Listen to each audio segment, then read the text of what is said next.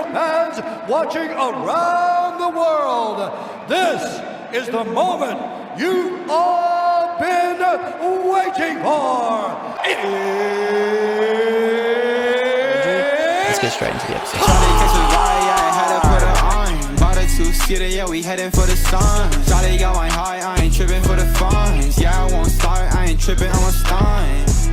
Alright, before we start, I'll say something to you that I say to everyone that comes on, but I would not be saying it if it wasn't true. You're sitting here because I find you interesting, and that's because you are an interesting person. I want to learn more about you, how you think, and how you feel, and I love that I have the opportunity to be able to share this experience. So I really appreciate you coming over. Thank you for sitting down. And ladies and gentlemen listening, as an older brother, I've always looked at the world thinking that I'm always looking for my own personal older brother. And my guest today is one of those people that I do genuinely consider to be one of them.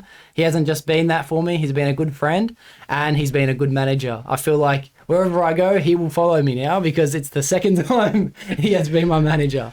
For those who don't know him, this is Joel Hodgson. Thanks for having me, bro. Yeah, sweet. First try. Winning. Yeah. You actually, you kind of followed me because I was there and then I sort of followed you to or beep. Yeah. And then now you've gone and I've followed again. Yeah. No, it's good. Yeah. It's good. I'm happy as expressed to everybody. You know, Yeah. Working together is pretty good. It's awesome, mate. I love it. Yeah, dude. Except you do a lot of away work and I don't. Yeah, I know. It feels weird because I always talk to Christos and Tubby on the phone about. I speak to Ryan every day, but I speak to Tubby and Christos. I'm like, do you know how weird it is knowing that Joel's in the office? Do you know how weird that is? But I'm not. I'm not in the office all the time. You're Like, not? I'm out. Like every morning, man. I'm out. I'm gone here, there, and everywhere. Like, dude, I've spent so much time in the city, Parramatta. Fucking hate those. I seen a Snapchat or Instagram, was a Snapchat where you were like in the city, I think, looking at a mad view. The clock. I don't know where it was. Or I just sort of panned up the camera. Yeah, you like showed the That was office. Parramatta. Parramatta. Yeah, Wow. so we just handed over like part of a site. Mm-hmm. And that was Parramatta. That was the office. It was all sort of completed. Nice. So it's good view. Because you're on the HVAC side. HVAC. Is Yep. it actually?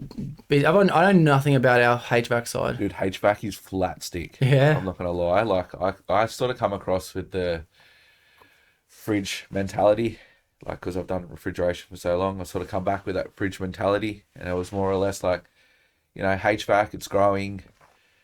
There's a lot going on, like a lot involved. Mm-hmm.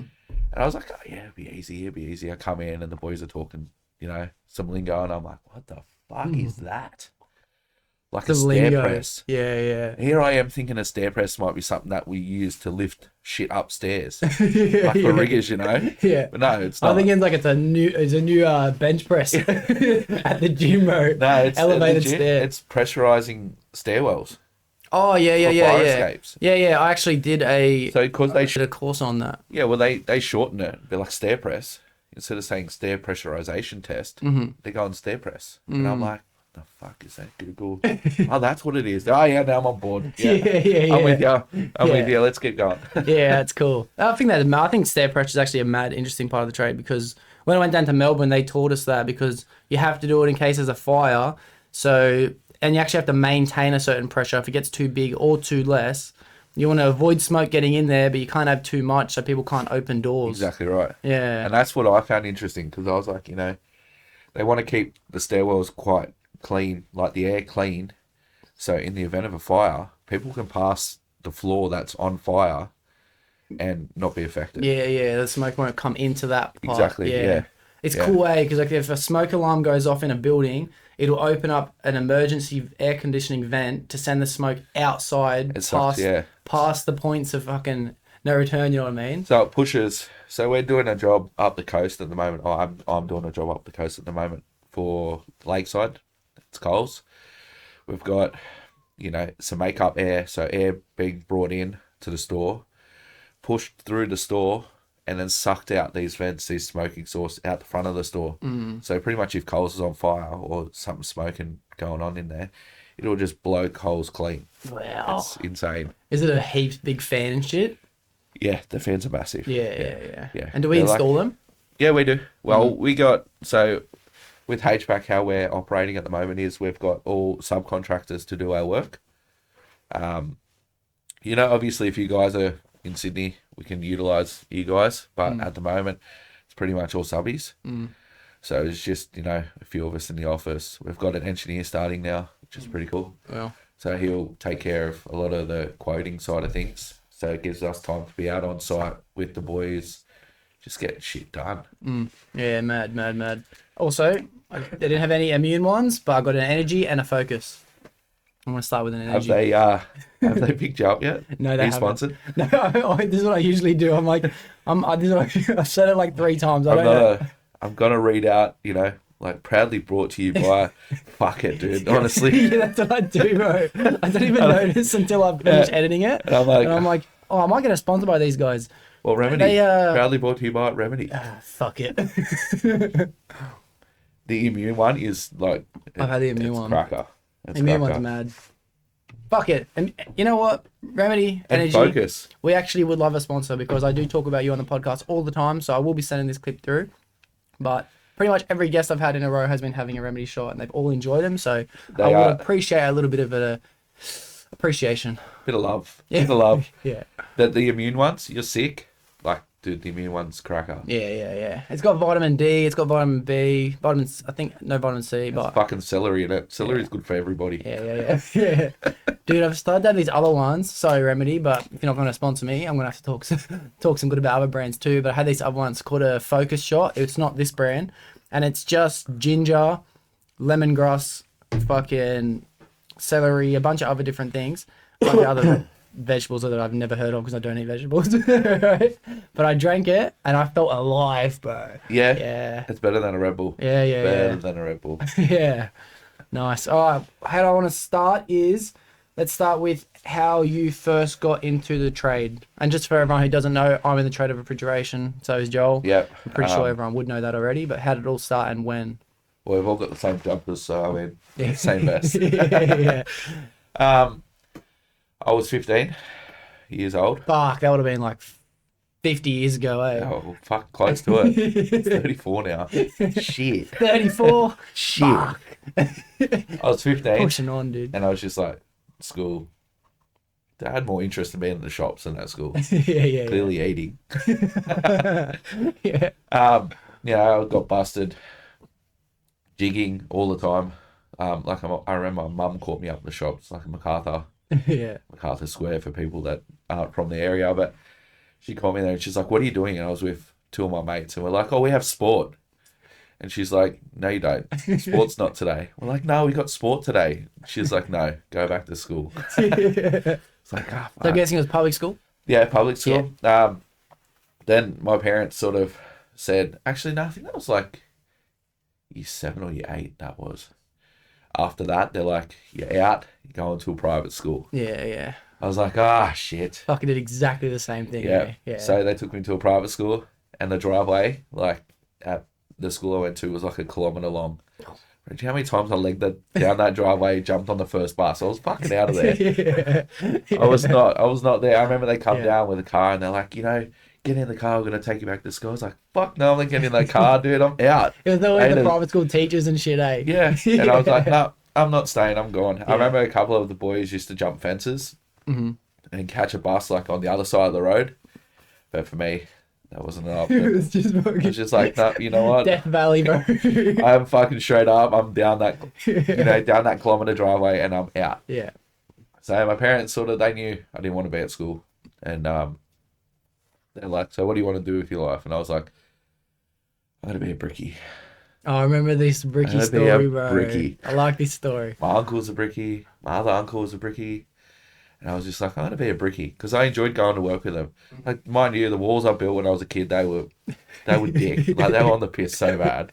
Yeah. But maybe that's all. When you see those like ancient buildings how they have the nice curved things. oh, Maybe dude, it was I built actually the just Leaning Tower of Pisa. This wall was fucking that. Maybe it was just the apprentices that couldn't make a straight wall, so they built around it. Yeah. So no, I loved it. I loved bricklaying. I think it was the whole being on site with the boys, sitting on the milk crate, eating a hamburger, fucking smoko with the boys. That's what I was. And Let me pause you right there before you go any deeper, because I remember the time you first explained to me that story when you were a kid and you were with your uncle and they were all eating bacon egg roll or burger, whatever it was, on the milk crate with a chalky milk or something, and you're like, this is how I want to spend my life. You know what I mean? And I felt that, dude. I felt that so much. Because you get put in the moment. You're just like, fuck, this is unreal. Like the sun's shining.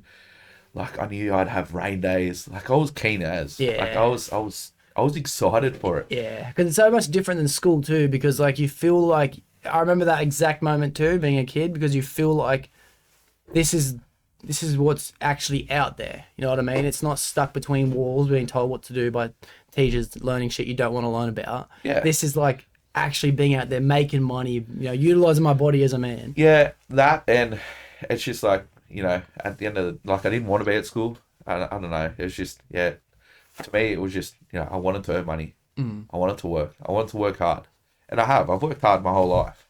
I just excelled in our industry, which was pretty good. But yeah, I sort of said to my parents, like, what do you want to do? I was like, I'm going to be a brickie. My daddy's like, fuck, no, you're not. Yeah. Have you seen your uncles? Like, you're not being a brickie. Yeah. How about landscaping? I was like, yeah, all right. So I went to a couple of interviews for landscaping, and I was a bit and ahhing. Like, you know, I wanted to be a brickie. That's where my heart was set. I don't want to do landscaping, you know, even though a bit of it's bricklaying, but fuck, I don't want to dig holes and play with plants, you know, whatever. Yeah. I want to go up, not down. Yeah, exactly right. Yeah. And then, like, my old man was just like, well, if you don't want to do landscaping, you're doing refrigeration, because my old man worked for Kirby. Oh, yeah? Yeah. Wow. Yeah, back in the day, before it was Heatcraft. Before it was Kirby, Heatcraft. yeah. Oh, really? So my old man worked for them, and he's just like, dude, you're doing refrigeration. Mm-hmm. Made a few calls, and next minute I started at Beep Tech Refrigeration. Beep Tech, yeah. yeah. And I did my apprenticeship there. Mm-hmm. And it was good. I did away work. We mostly did IGAs. Dude, I fucking hate IGA. Yeah. Can't stand it. I don't know. Have you done any yet? Not for this company, but remember we did a bit. X company. Yeah, we did a bit, but just the delis. Back then I liked it because that was my first taste of what a big job would be like. Not a big job, but like a job that was instead of being like a factory in the middle of fucking what do you call those areas, Wetherall Park, that no one ever sees. For me, IJs was like, oh, this is like this is the real world. There's, you know, this is that, is, you know. So we did the IGA work, and it was good. But even to this day, man, I can't walk into an IGA. Like, I smell an IGA, they all fucking smell the same. I'm just like, I can't go into an IGA. I hate the smell. I'm just like, ugh. Yeah. Anyway, so we used to do IGAs, and then I sort of left. Work sort of went quiet a bit. So I left and I started at Dakin. Mm-hmm. I did 2 years at Dakin, and it was back then when I was doing the air conditioning side of things. Dakin, by the way. It's actually pronounced Dakin. Who? No one knows that. Right? It's a little secret. But anyway, like, when I was there, they had a max. You do 3 jobs a day, and, you know, you call up for a 4th job. If there's one in, they'll give it to you. If not, like, whatever. Any overtime and shit, or not really? That was the problem. We're pumping out 3 jobs by 11 o'clock. Oh, wow. And it's like, and they based me in the Northern Beaches. Mm. For people that know me, they know I live that way. It was like 3 hours to work, man. I still pumped out 3 jobs. Yeah, nice. But I had that whole refrigeration mentality where get in, get out. Like, on service, you know, in, out, next job. Yeah. You know, so we used to pump them out. It was good. It was a bit of a change, but yeah, climbing around roofs for a bigger dude. Yeah. On a 43-degree day. It sucks. So let me stop you right there again. Before you went to Dakin, and you were at X-Tech, was that finished your whole apprenticeship, or were you still in your apprenticeship before you went there? No, I was 30 when I went to Dakin. 30, okay. Yeah. So nice. I was 30 when I went over there. So I sort of finished off my time at Dakin. Then I sort of got bored, 3 jobs a day. I was like, I'm going to go try aircon install. I went over to Beep Air. Yep. I went over to them. I met a really good mate of mine now, still to this day. I think you know Jared. Oh, you know I've spoken about Jared. Yes. Yeah, I think I've met him. Was he at your box? I can't remember. No, he didn't come to my box. Was there he a was Jared invited. there? There was a Jared there. I don't know. I don't know. I don't know. The Bucks is a blur. Yeah, forget it. Forget it. No, Jero, he's one of my really good mates to this day. Shout out to him. He still works in the industry.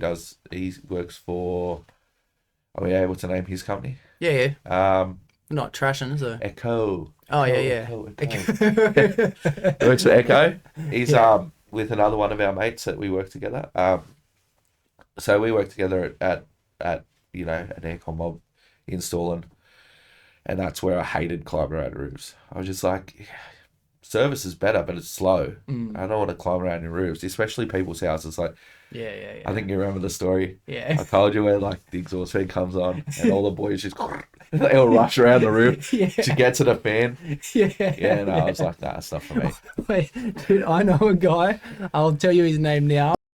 He would go to people's roofs as an aircon mechanic, mostly doing install, and he set himself a goal once because once he's seen in the exhaust, he saw a lady getting changed in the bathroom or whatever. He saw a lady naked, so he had a fucking flog in the roof space, right? In the roof. In the roof, you had a flog. Right? Wow. And then he must have just got the Dusty itch for it, bro, because He would have had the itch. There's fiberglass insulation up there, dude. Yeah. He would have had the itch for weeks. He got the literal itch, but I mean, he got the mental itch, bro. Like he's like, oh, that felt good. You know what I mean? That was naughty. So he went and had a fucking bat in the next house too. Oh wow. He set himself a goal for how many houses he could fucking nut in. Backed in so many houses. By the time we're in our third year of TAFE, he'd beat off in over 50 people's roofs.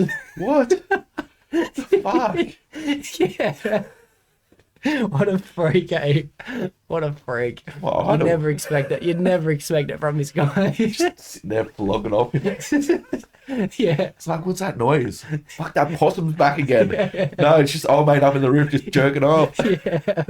What a freak. Oh my god. Oh wow. Oh, so you didn't have anything like that doing roof? No. Usually when we're on install, there was, 2 or 3 of us up in the roof, and but I remember the time that all the boys rushed out. They're like, "Come!" So I'm like, I think I was only young. I was like, yeah, I'll go. I was like, oh, why are you still looking at that? Like, what the fuck, man? Yeah. Like, and now I drive past, like, the place we did is on Elizabeth Drive. I still drive past and I look at this house and I'm like, oh. I just get this chill go through my body. Yeah. So I just remember I was like, it was fucked up. Yeah. Like, it was bad. Yeah. But yeah, so then when I left, I moved to Queensland. I can probably shout out to this company because they're a good company, even though all my tools got pinched while I was there. Yeah. I worked for Technical Refrigeration up there. I was the only Fridgy he had. He had all aircon guys. Mm-hmm. So I did all his on-call, and it was good. It should have been called technically not refrigeration. I thought it should have been called. Yeah, because there was one Fridgy, or 2, including him, but he was too worried about smoking and surfing. Yeah. But no, that was a good Alright, experience. So beep. Yeah. Probably beat that last whole bit out. Yeah. No, that was pretty cool. Like, I worked up there. It was awesome. I had my housemate that he was a young kid. I got him an apprenticeship. He's still a Fridgy to this day. Nice. Fridgy for, I don't know if it's for them, but I know he's still a Fridgy. Moved back to Sydney, come back with no tools. So I was just like, fuck, what am I going to do? So I actually called Jared before he had left the aircon company we're at. I called him before I moved back to Sydney. I was like, I want to come back. I got no tools, this, that, just general chit chat. And he just said, why don't you come to the supplier, which I worked at for, I think in total 7 years. Yeah. Yeah, 2 stints there over there. Which is, where I obviously met you as well. Yeah, you started coming in a fair bit there. So I worked at said supplier. Did you used to work at the branch before this one? I've never even asked you this. I don't even know where it was. I want to say Silverwater. Is there one at Silverwater? Yeah, I worked at Newington. Yeah, That's Newington branch. I worked there. Did you ever remember the company I used to work at before? Yes. Yes. Beep. Yeah. Beep, Neil. Yeah. So did you remember? Because I think I remember. Because this is well before I met you properly. So it would have been like 4 years before I met you at the next branch. Do you ever remember that company coming in? Yeah, all the Yeah. time. Yeah. Because I think I do remember you. Yeah. I don't know if it was you, but someone said a joke one time, and I think it might have been you. There was a guy outside wearing this shirt, and me and my old two bosses and a couple of the people working in the branch were there, and everyone's like, "Look at this fucking gay cunt shirt, dude!" And everyone was just saying, "Look at this fucking gay cunt who's outside." Probably. And then I think it was you that said, "Dude, if I was wearing that shirt, I'd bash myself."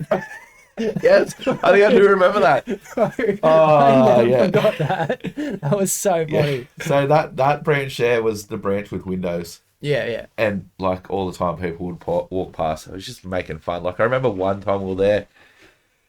Oh, I haven't seen this chick I hadn't seen her for years, but I met her at Padstow. She come in, she was trying to get money out of us. We sort of fucking fobbed her off. Like, I'm not giving you money. Fuck off. Yeah. When you say money, you mean like a beggar or trying to sell shit? No, she was trying to Charity? get donations for charities. Yeah, okay. And the way I pissed her off at the first branch I was at, which was Padstow, she walked in and then she's talking to us and trying to befriend us and being all flirty so she can get money out of us. Because you sign up, say it's like $10 a month or $10 a week. Mm-hmm. They just automatically debit it. Yeah. You know.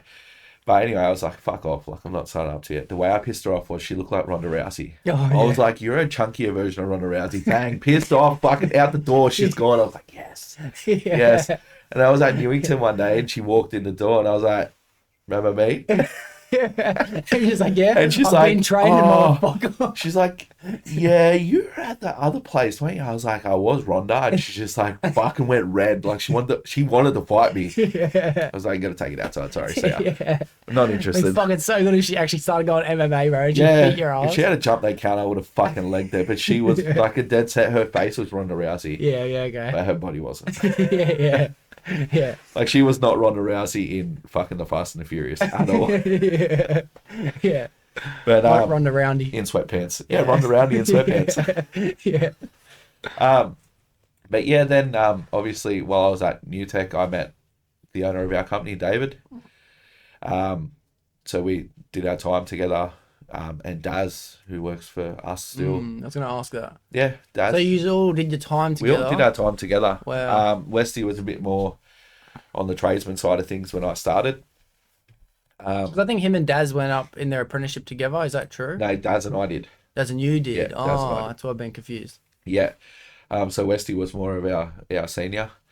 And then obviously when I was at Airfridge, we sort of never sort of lost touch, but like we sort of got in contact again. And, you know, I always remember saying when I was apprentice, if you start your business, I'm going to come work for you. Yeah, cool. And he started his business and laters, I'm out. Yeah. Like I went straight there, you know. Nice. I come over as the operations manager. So off the tools, dealt with, you know, supermarket, just predominantly, you know, the big WW. Which we're actually getting back into now. Yeah, I heard. Yeah, little fucking grapevine. Yeah. Yeah, it's awesome. I'm actually really excited about that. So I did all the supermarket stuff with them. I left. You know, needed to sort of experience different things, I guess. Moved on. Actually went back to my old job. Then left there again, and that's where our journey begins. Yeah, exactly right. That is where our journey begins. That's where we met all the boys, like Tubby, George, which people that were listening will know from previous. Tubby, Christos, George, because he still hasn't come on yet. Yeah. We should have been Christos together. Yeah, he'll come on very soon. He's listening to this episode and he knows, fuck, it's almost time. And yes, it is almost time. Yeah. Get in your car. Yeah. I'm trying to actually get him like on board with us. Like he needs to. He grow as a person with us. Yeah, 100%. Ryan would grow with us as well. But Ryan doesn't is want listening to this episode too, but I do get off your ass and come over. I got to disagree with you. I don't think he should. I think he's very suited at the company he's at because he's in a good position. He's in a good position at that company, and when you are in a good position, but it's a good place to be. No. Yeah, I agree, but I like to disagree. Yeah. Because I feel Ryan could grow, you know, because I was his service manager. I feel like Ryan could grow himself, his paperwork, his experience, everything about, you know, moving on maybe to a bigger company or in the same industry, maybe someone that does something a little bit different than your small cafes and stuff like that, which is like we all need to do the small cafes. 100%. So important. Yeah. I hate working in small cafes. They stink. They're Yeah. dirty, but, everyone needs to do them. But in saying that, I think he would grow as a person as well. Like, it would be beneficial for Ryan, to get different exposure. Mm-hmm. But saying that, if he's happy. Yeah. I think that's the one thing. He wants my job. He wanted my job there. Yeah. There's the one thing about his situation at work, especially, and even for anyone who's listening who can't relate to it, but if you're happy with your lifestyle, there's no need to change the job, in my opinion. If you're really happy, Ryan gets to sleep in, he gets to fucking go home early, all these little perks. And I remember ringing that guy. Fuck, I checked the tracker. Like, still fucking home, man. He's meant to be at work. He's meant to be on site at 7:30, and it's 8 o'clock, and he's still in. I'm ringing. Oh, hello. Get the fuck up, man. Get to work. Yeah. Oh, sorry, bro. I slept in. I don't care what you did. Just get to work before I get my ass ring for you not being there. Yeah, that's him for you. So I understand. I'm actually not pushing Ryan because I know he's happy at the moment. That's why I'm not pushing him. People like Chris, 100%. I'm trying to push him. Even other little people from outside of that company, I'm trying to push people as well. Yeah, because I think it is an amazing company. I'm very happy working where we work now. Yeah. Oh, compared to say my first stint there, the company has evolved tenfold. It's changed like massively. It's not even the same company, like same shirt. Yeah, totally different company. And all the people there want to see, like the guys I work with, the two Pete's, Hodge. Hodge would be a good person for you to have on too. Yeah. Hodge is really knowledgeable. Nice. Well, he's listened to this one because now he knows. Yeah. But, all the guys that work in our office, Craig, Craig pretty well. Yeah. They all want to see the growth. They all want to see it become something bigger and better. And it's, like, I'm happy to say it's heading down that track. I'm happy to be a part of it again. Yeah, nice. Very cool. Like, I'm really happy to be a part of it again. Yeah. Well, let's take a quick pause because we've jumped a timeline. All right, I want to get to where we're at now, but I want to talk about where we worked before. Okay. Okay. Now, yes. I want complete honesty. I'll have complete honesty as well. And how did you honestly feel to wrap up your employment working at that company? Really? And then I will. Or do you want me to go first and then you go? How do you want to do it? No, I'm happy to answer your question. Relieved. Yeah. Look, working there was great. I'm not gonna lie. I learned a lot, but I was I was kind of being told all the time that I was shit, and I knew I wasn't. So I was just like, fucking, I'm over it. I'm over being told I'm shit. When everybody knew different, and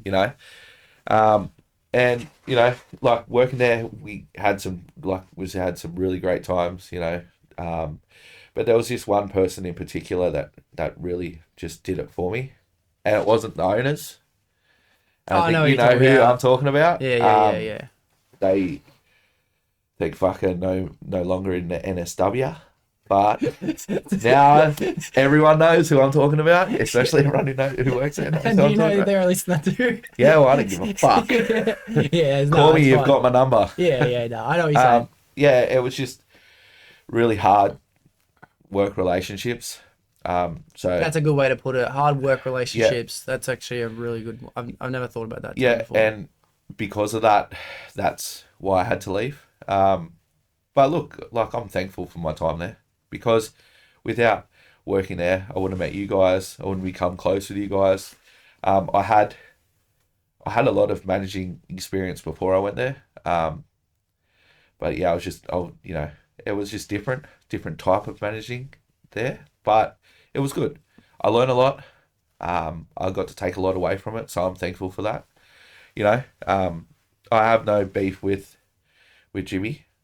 Like, he runs his company how he sees fit, and that's good. Like, it's his company. He should be able to do that. It was just, it wasn't the right fit for me or my family at that time, so I left. Yeah. Well, that's nice. I am thankful for my time there. Yeah. There's no point in lying about it. You know, so, when you're listening, Jim. Yeah. No, that's actually a nice thing to say. I like that. I'm the same. When I've had a couple of boys on before, like Jaden and Jordan and a couple of mates who've worked there in the past, and when they're on, I kind of like get to hear their side of the story that's like, oh yeah, you know what? That is what's shit about working there. And then when I get to have people on that are still working there or have had a good time working there, then I get to be like, yeah, that's actually what's good about working there. Well, there is good and bad. Yeah. For me personally, sometimes it was bad. Like, you know, Jim would just go off his tree. Yeah. Like at shit, especially if like you boys fucked up.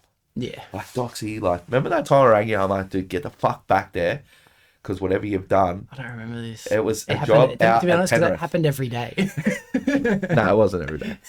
It was a job out at Penrith, and you went there for after hours. Oh, this weekend job. Yeah. Fuck that. It pissed me off hard. Yeah, I was it like, pissed fuck you off, that. I'm and not then going back. like you're like going off at me. Go fuck you! I'm not going back there. Right.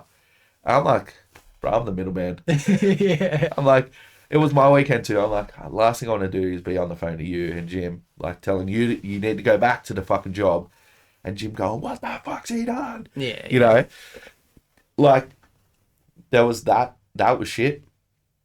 You know, for the best part, we had like, all the boys there were sick, man. Yeah. That's the. All the boys, like Oh, Mick. dude, the boys. Oh, Like when Mick left, I was kind of upset when Mick left. yeah. It's like, man, fuck, my work dad's gone. He's on the next couple episodes coming up. He's coming, is Yeah. he? Ah, Yeah. good old. Yeah. Oh. Oh, yeah. God love him. Yeah, nah, Mick's got a good grasp on things. I heard he's going back into. He is. We'll save it for the pod for the boys who don't know. So we'll it's save exciting. that. Yeah. Because Mick was good. He fucked me up on one job. Him and George. Yeah. They went to one job. Mick, they went there. Rack, single compressor rack. That's that nut place in Weather Park we used to look at. Oh yeah, and Master. Master, yeah. Mm. He rings me. He's like, it's dropped all its gas. I'm like, fucking send George to go get gas. George couldn't drive manual. So I remember, like, fuck, just send him. Where's it leaking from? And he sent me a photo. He's like, dude, the valve, it's cracked. Like the cast iron, like the cast bit where we put the bolts in to bolt it down, like on the header. It's cracked, man. It's fucking cracked. I'm telling you, it's cracked. It's leaking from here. Sends me photos. I said to Jim, I'm like, fuck, I've got to go out there. And he's like, all right, I think I've got one of those, like, the bits off the compressor. Let's just call it a bit for people that don't know. Yeah. Like, I've got one here. Like, just take it with you just in case. So I said to Mick, I'm like, are you 100% sure it's cracked? He's like, yes, it's fucking cracked. I'm like, all right, well, you know, I'm on my way, start prepping it. Like, you know, I think it was 2 1/8 to be, and I knew Mick just wasn't confident well in 2 1/8. Yeah. I was like, I'm coming, blah, blah. I get there.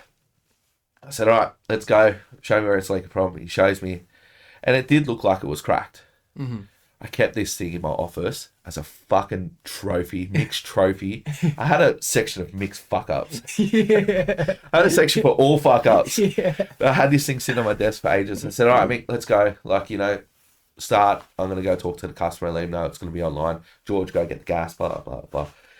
So Mick just goes hell for leather and just fucking cuts the pipe. Mm-hmm. Fuck. Like, why didn't you unbolt it first so we can have a look? Slide the flange up and have a fucking proper look. He just cut the pipe, then unbolted it, pulled the flange off, and the fucking gasket was broken. I'm like, fucking, why didn't you check this? Now I've got to fucking weld a whole new one on. Yeah. So I welded it on. We got the gas back in the rack. I left with the shit so Yeah. bad. Like, I kept that gasket Yeah. for Mick.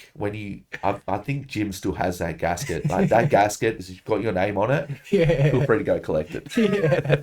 Yeah. But like, fuck, man, it was just, just frustrated the shit out of me. Yeah, I know.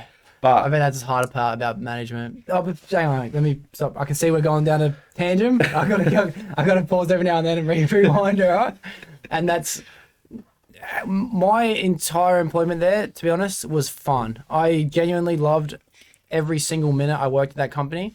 And the times I complained about it was the times I would have complained about working at any company. Yeah. Leaving that company was the best thing for me, but working there for the entire period of time I worked there was even better. Yeah. I was given the opportunity to be myself in the regard being a fucking idiot, being irresponsible. I was given the Crashed opportunity. the car. Oh, Oh, wait, dude. that wasn't you, was it? It was me, bro. You finally admit it. Yeah. That you crashed the car. Dude. No, hang on. No, it was a speeding fine. That's what I'm thinking of. No, that's the one. That wasn't me. That actually wasn't me. I fucked up every possible thing I could fuck up until the point where I ripped my life off. You know what I mean? I became a full junkie. Yeah, I remember. And I was given the opportunity to redeem myself at that company. And I had fun. I would stay back for free every day just to hang out with the boys because the boys we worked with were the sickest cunts I've ever worked with. I remember watching you sitting on the truck, on the back of the truck. I was thinking, what the fuck is Doxy doing? What the fuck's he doing? There was no one at the workshop. And you were just sitting on the back of the truck like this. I like rang you. I'm like, what are you doing? You're like, just resting. Dude, it's 5 o'clock at night. Like, go the fuck home. You're like, yeah. Yeah, back then I didn't want to go home, bro. I fucking hated my I know why. I hated my missus, bro. Shout out to you. Because she's probably listening. I didn't want to go home. I didn't want to go home. I was like, oh no, the day's over. Yeah. I remember, like, no one else was there and you were there by yourself. You're just sitting there and I'm like, what the fuck is he doing? Yeah. I remember looking at the camera and you looked all sad. You just like, you sit down. Yeah. Like, go home, you're like, oh, I might go to the toilet before I leave. 45 minutes later, truck is still fucking parked there. Probably pizza delivery, who knows? Yeah, I used to always order pizza. Yeah, have my dinner there. Yeah. Yeah. Yeah, wow. Fuck, I forgot about that part of it. But I loved it back then. I loved it too, dude. I really enjoyed it. And you said it right. He runs a company how he feels best, and that's his right. And I think it has worked for him this far, straight up. Yeah. He does. I think he does well in regards to the fact that he knows where to put his money and when. You know, he's setting his life up outside of owning the business with his properties and his hobbies and his car, like everything he has. It's awesome. I wouldn't go too far with the cars because I know he's gonna listen, bro. Fix your fucking cars, like they just sit there, man. Fix them. Yeah. Like me, my bike runs. I get to enjoy it. Yeah. You just get to enjoy looking at it. I remember one day it was covered in dust and I think someone drew on the bonnet with Inso. And he's like, who the fuck did this? Like, I get it. Yeah. And that car that's sitting there is quite expensive. Yeah. I remember him going off to a point where I think he looked on the cameras and he figured out who it was. And it was no one that works for us. Oh, really? Yeah, it was his little man. Yeah. He's like, fuck! Yeah. Like, dude, you went off at everyone Yeah. for nothing. Yeah. He'd fly off. But then one good thing about Jim was, like, Brookvale, Jim and I would turn up to Brookvale for site inspection. You're there. And, be like, fuck, Docs, why'd you do it this way? You're like, oh, because it looks better. And I think you know the time I'm talking about. I can't and I'm remember like, the time. And I said, we told you to rip it out and do it our way. And then when you did it, you ripped it out. Oh, that wasn't Brookvale. That wasn't Brookvale. Yeah, no. This is at Kingswood. No. Oh, was this is it? at Kingswood. This is Kingswood. This is Kingswood. This is when I did the install, and I was very happy with it. No, this is the outside in the car park where the rack was and the condenser. And the way the pipes were going from the condenser to the rack. that's right. And I remember being told to redo it, and I said, there's no fucking way I'm redoing this. Yeah, like, we made you pull it out and redo it. And I was adamant about it. We argued. Like, you were so pissed, man. Bro, I was so pissed. I told everyone to get fucked. It was Kingswood. Told everyone to get fucking fucked. ropeable. Because I was proud of it. To be honest, bro, I was actually Look, don't get me wrong. The install looked of good. it. The install itself was good. It's just that one line said, man, it was fucked. I didn't think it looked fucked. No. Stop. Let me defend myself right here. Pull it out. This is what actually happened. I did it, and it looked good, and I was very proud of the way it looked. And the way Jim operated was he knows when something can look better. Yeah. And he told me to do it after I'd already finished it a different way. Yeah. And I was like, for starters, it's already done. And for second, no, that's a stupid idea. This looks better. And he just would not let me have this, bro. So I think we stayed back on site till like 7 o'clock at night arguing with you about it. Like, I know it was late because I'm pretty sure all the other shops in that row of shops packed up and they'd fucking gone home. Yeah. I think they were probably in bed by the time we stopped arguing. Yeah. Jono's missus upstairs. Shout out to Jono. Yeah, I remember you ripped the line out. You had the shit so bad the next day. I think that might have been a Friday night, but you went there the next time you were there. Dude, you I ripped went home it out. and thought about it, and I thought, I'm not doing it. Yeah. I remember you pulled it out. You put it in how we told you to put it in, and you're like, fuck. It looks better. I could see the burning on your face because you didn't want to admit to it. Dude, I'm still But burning at that. I looked it at did. it when I finished it and I thought, fuck, it looks better. Fuck. Do you remember mounting that condenser on the side? Yeah. Who did we have with us? We had me, Had everyone. me, you, George. I We picked had it up. Jack. We had Jack. I Hubby. had Jack with me. Fuck that guy, man. No, he's coming on too. He's coming on Jack's next good. week. Jack, is Next he? week, or the week after, man. yeah. Jack's good. But I remember him like just standing around. Yeah. And we're all like got this fucking condenser and we're like holding it up like all retarded. Yeah. And Jack's just like, look at what are you fucking looking at, Jack? Like fucking get stuck in. Yeah. George used to give that guy so much shit. Yeah. George used to give everyone shit. Yeah. George needs to learn to be quiet. But that's one thing that But I love that we about always George. did argue, me and Jim, about the fact that his way was, in his opinion, the best way to do it. And in my opinion, it wasn't. And I was just too stubborn to admit the fact that I didn't know everything. I'm very, very egotistical in that regard, where when I have an idea in my head, that's the way it should be. Yeah. And it's hard for me to let go of that plan and reassess everything and start again. Yeah. And I hated admitting when he was right, bro, because like he was right. You know what I mean? I hated it, bro. I hated it. I didn't have that ability. Yeah. Now I'm good at it. Now, since coming to this company, I've learned from the get-go. I think I told you that before you started. I said, Jake, you're coming from small company to something that's big and established and that do work in the big supermarket chains, that the big supermarket chains have a set way of how things are done.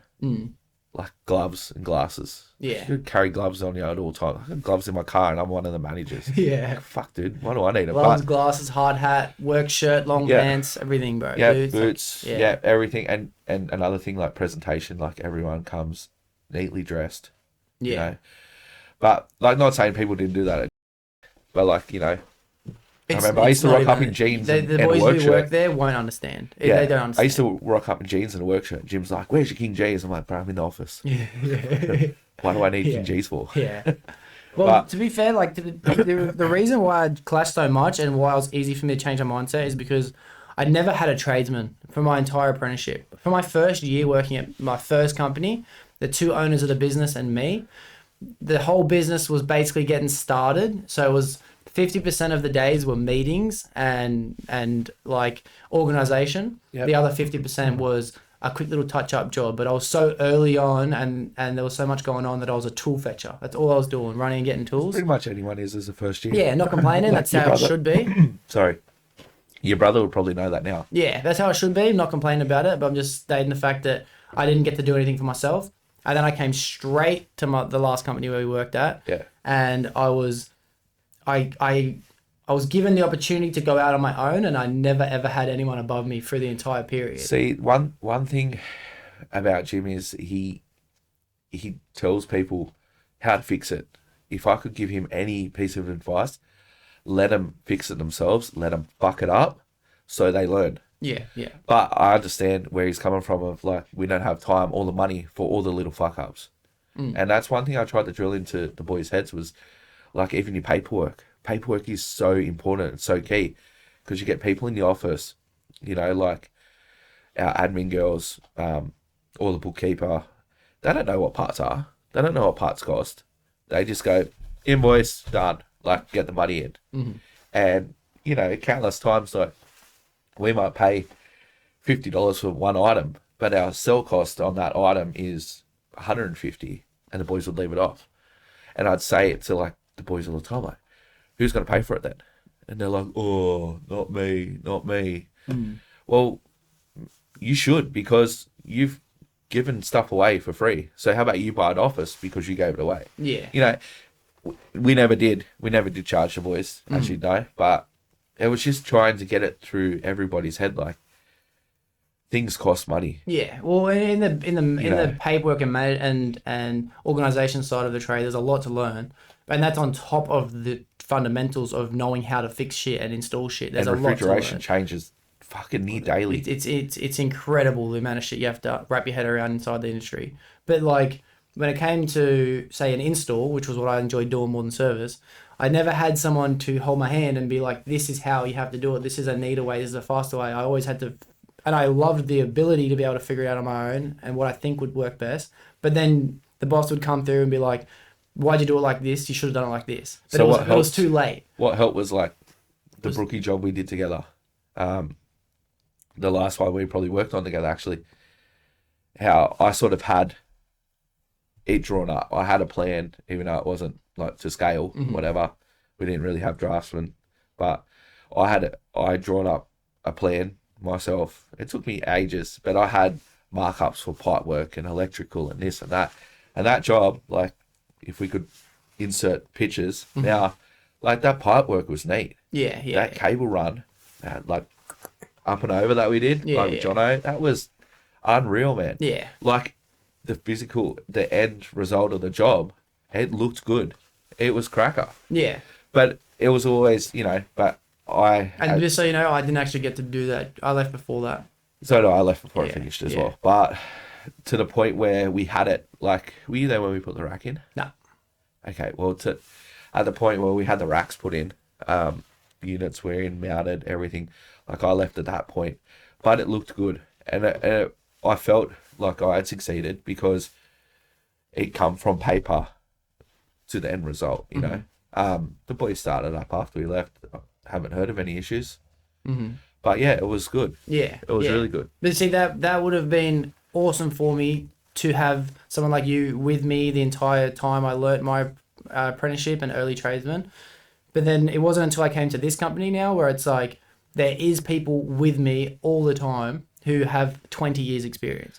So I had on your team? Now, no. But on the last side, I had Morse and Pete. Yeah.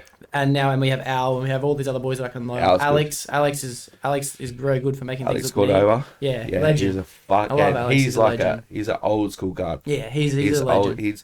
Him and Moose, like I learnt from Moose as well. And back at the old days, like Moose worked there with us. Like I learnt from those boys as well. And it's good. Like even though like now we're working together again, but they got the old school Fridgy mentality.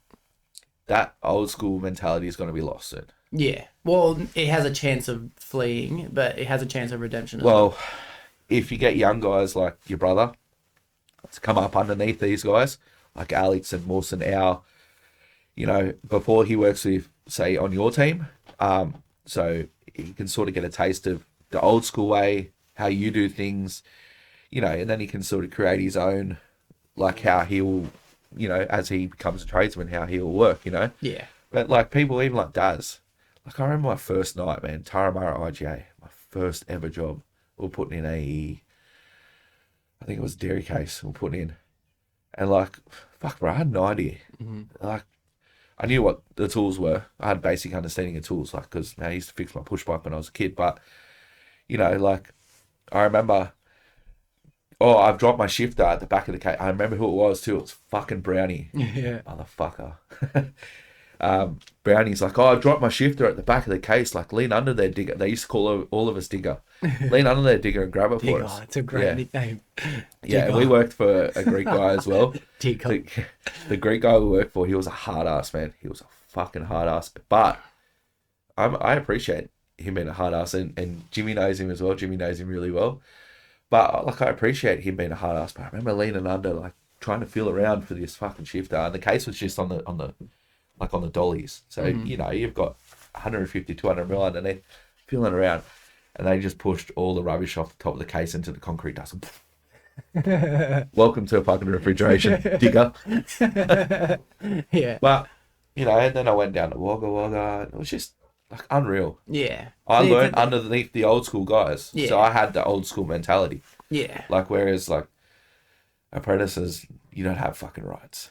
Yeah, and it's an interesting part of the trade that like apprentices used to get treated like shit a lot more than they did now, and it's funny watching. I can tell because of the way I've gone between two companies and a few companies now, but like apprentices now are given all the rights in the world, Fucking soft, and they're soft because they can do no wrong. They get like myself. I was thrown out and learned to fend for myself with like So you gain the confidence of a tradesman Straight without into the having the deep end. skills of a tradesman. You Yeah. know what I mean? And it's important for personal growth and you gain self-confidence, but for your work set skills, it's not the best idea. You know what I mean? It's not the best idea.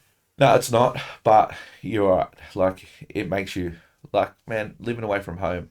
My mum used to wash my clothes, like, make my dinner. Then I went away with the boys and it was like, fend for yourself. Yeah. Wash your own fucking clothes. You're not putting your washing in with mine. Yeah. Fuck off. Yeah. I ring my mum. Okay, how do we use a fucking washing machine? Yeah. You know? And then, Yeah. what soap powder do I buy? She's like, oh, get this one. I'm like, I don't fucking have it. She's like, Yeah. oh, well, get any. Yeah. All right, no worries. I'm done. Yeah. You know, like, I learnt at quite a young age, because of working away from home, to fend for myself. Also learnt that the boys don't like vodka cruises.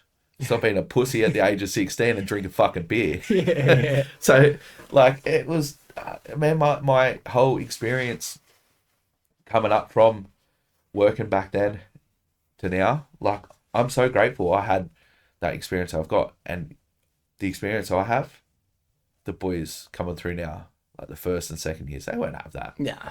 They know their rights, man. Yeah. TAFE drills and you have rights. Yeah. Sorry, bro, you're an apprentice. You don't have fucking shit. Yeah, I know. Go get me tools. Yeah, I know. And you can see the difference in tradesmen that are coming in the trade now. I've noticed that. I feel I'm going to put myself in a boat where it's like, and a couple of my other mates talk about it too. We consider ourselves to be the last generation of people who are going to succeed in not just skill, but life experience and confidence. But I guarantee every other tradesman has thought that for every generation past us. Yeah. So I reckon the next generation of people will grow up to most likely be just as good as we are, and they're going to have the same mindset as Dude, we have. People won't even have the clubbing experience we had. Yeah. Or I had. Yeah. 'Cause I'm older than you. Like, Yeah. like even that clubbing experience, they won't have that. Yeah. So yeah, that's Why? a perfect example. That's a perfect example. Time's changed. Yeah. And you know what? Your club experience is actually way more extreme than mine. Oh, dude, it was fucked up. But I still have the same mindset you have, where I say to the next generation, "You know what it's like." Yeah. You know what I mean? But I don't know what it's like. And then I guarantee people who are older than you would say the same thing. Yeah, 100%. And that's 100%. exactly the same thing that's happening inside our trade. Exactly the same. I feel sorry for the young kids coming up. Mm. Like my son, you know my son, Yeah. Mad Docs. Mad Dox Jr., Yeah. Doxy Jr. Yeah. He's, I'd like to say I'd like him to become a cop, or, because my dream job would become like a detective. That'd be sick. Yeah. But I'd love him to, you know, excel in school and life and become something great, like a cop or a lawyer, or A garbage Dude. man. don't become a Fridgy. When you're watching back on this, don't become a fucking Fridgy. Fuck off, dude. I'm not even kidding. I genuinely feel upset for everyone that's not a Fridgy because I love my job so much. I love my job, but I just feel sorry for the guys coming up now. It's difficult, but I can see if you do it right, you can do it right. You know what I mean? I think you should start at a small company, then go to a big company. Yeah. Every time anyone Like your gets into brother a trade. has, your brother, like, because he's with us now as well. He started with us at our last company, and then he's sort of come over and he's at the new company with us now. And from what you've told me, he's loving refrigeration. Good. Stick to it. Yeah. My only advice would be stick at it. Don't give up. If the boys are giving you shit, fucking give it back. Yeah. If you got to have a thick skin to work in any trade, and that's not just our trade, that'd be any trade, but stick at it. It's 4 years, and then you get to give the shit to everybody else. Yeah. You know what I mean? Like, Yeah. like I've made apprentices quit, not proud of it. Yeah. Kind of a little bit proud But that's of what you need, bro. I'm Survival kind of proud fittest. of one of them. Yeah. One of them. Yeah. But But that's survival of the fittest, dude. And Yeah, that's what's 100%. important for any trade to be great, is that you have to be able to push the fucking losers out of the way. You I have had to, bro. shifters fucking thrown at me. I got whipped with a stick of solder, and for anyone knows what solder is, I got whipped when I was an apprentice for not running quick enough. Yeah. Not fucking running. Dude, I was running through a car park. And he stopped me and he picked up the solder and he goes, "What's this, digger?" I was like, oh. we both know it's solder, so it's not being around the bush, you know. And he's like, why did you fucking pick it up? Well, for starters, dickhead, I had 2 drums of cable on my arms, like, because we were wiring up a case. 2 drums of cable on my arms, and he just fucking whipped me with it, like right across here, down the chest. It's like, next time, pick it up. And I was like, in the face, fuck, bro. like, you know what pissed me off? Bro, I'm running through a dark car park where there's pillars and shit. I'm not looking at the fucking ground. I'm looking where I'm going, man. Yeah. Yeah, and See, that's important, bro, because I guess people with our mentality would just take it on the chin with vengeance, and one day I'm gonna get this cunt back. I'm burning. Like, I remember. But then but the pussies would quit. But those pussies you need out because they're not willing to work hard. They're not willing to overcome challenges. They're not willing to suck it up when things get hard. Yeah. From then on, I used to walk through car parks. I was like, fuck, I'm not running because I'm gonna get hurt. Yeah. And when you're a big dude and you got power and weight behind you, like, you ain't stopping quick. No, but like, you know, I used to walk and I'd always scan the ground because I was like, fuck, I'm not getting whipped again. Like, fuck that. But, you know, toughed it out. Yeah. Still got the scars. Yeah. Nah, it's sick, bro. I love Fridgy Talk. I apologize to everyone listening who doesn't understand Fridgy Talk, where there's a lot of people who do. They listen. Join the trade, then you'll know. Yeah. And to be honest, I could talk about it in depth forever. Oh, yeah. I really could. I really, really could. My wife hates it. Yeah. Because she knows that it's my world. Yeah. She hates the fact that I you know, sometimes she's like, don't work so fucking hard. Like, you put everything you've got into work. And I agree with her to an extent, but I've only gotten to where I've gotten by working my ass off to get there. Yeah. So I was no good at school. I was never going to go to uni. Face the facts, man. I was, you know, I was at the shops hanging out. Yeah. You know, I wasn't keen to learn. But when I started my trade, I was like, okay, I've got to do this forever. I've got to put some effort in. And I put some effort in. And look, you know, I was the GM for our last company. I'm a PM for the company we're at now. I'm fucking loving my job as a PM. Like, it's different. You know, it's something different. I don't necessarily have to manage the boys as much. I'm more managing the project, obviously project management, PM. I'm managing the project, but I'm managing all the trades, you know, that are associated with our portion of that project. And it's good. It's a nice change of pace. Yeah. It's cool how many different avenues there is, eh? There's so many. Fucking unreal. There's so many. Yeah. Stay on the tools as long as you can. I reckon there's 1,000 different careers you could go down, at least, if you start the trade. At least 1,000, bro. There's heaps. Consulting.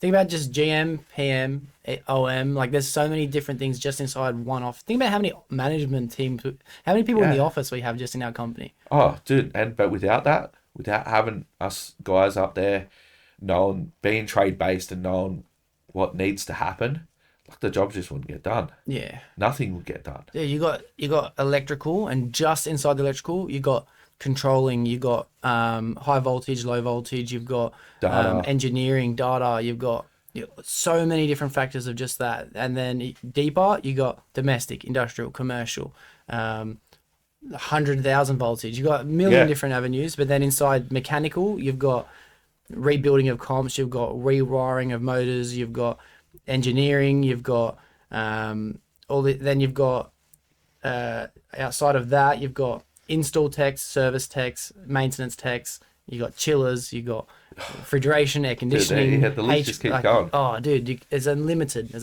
And it's good.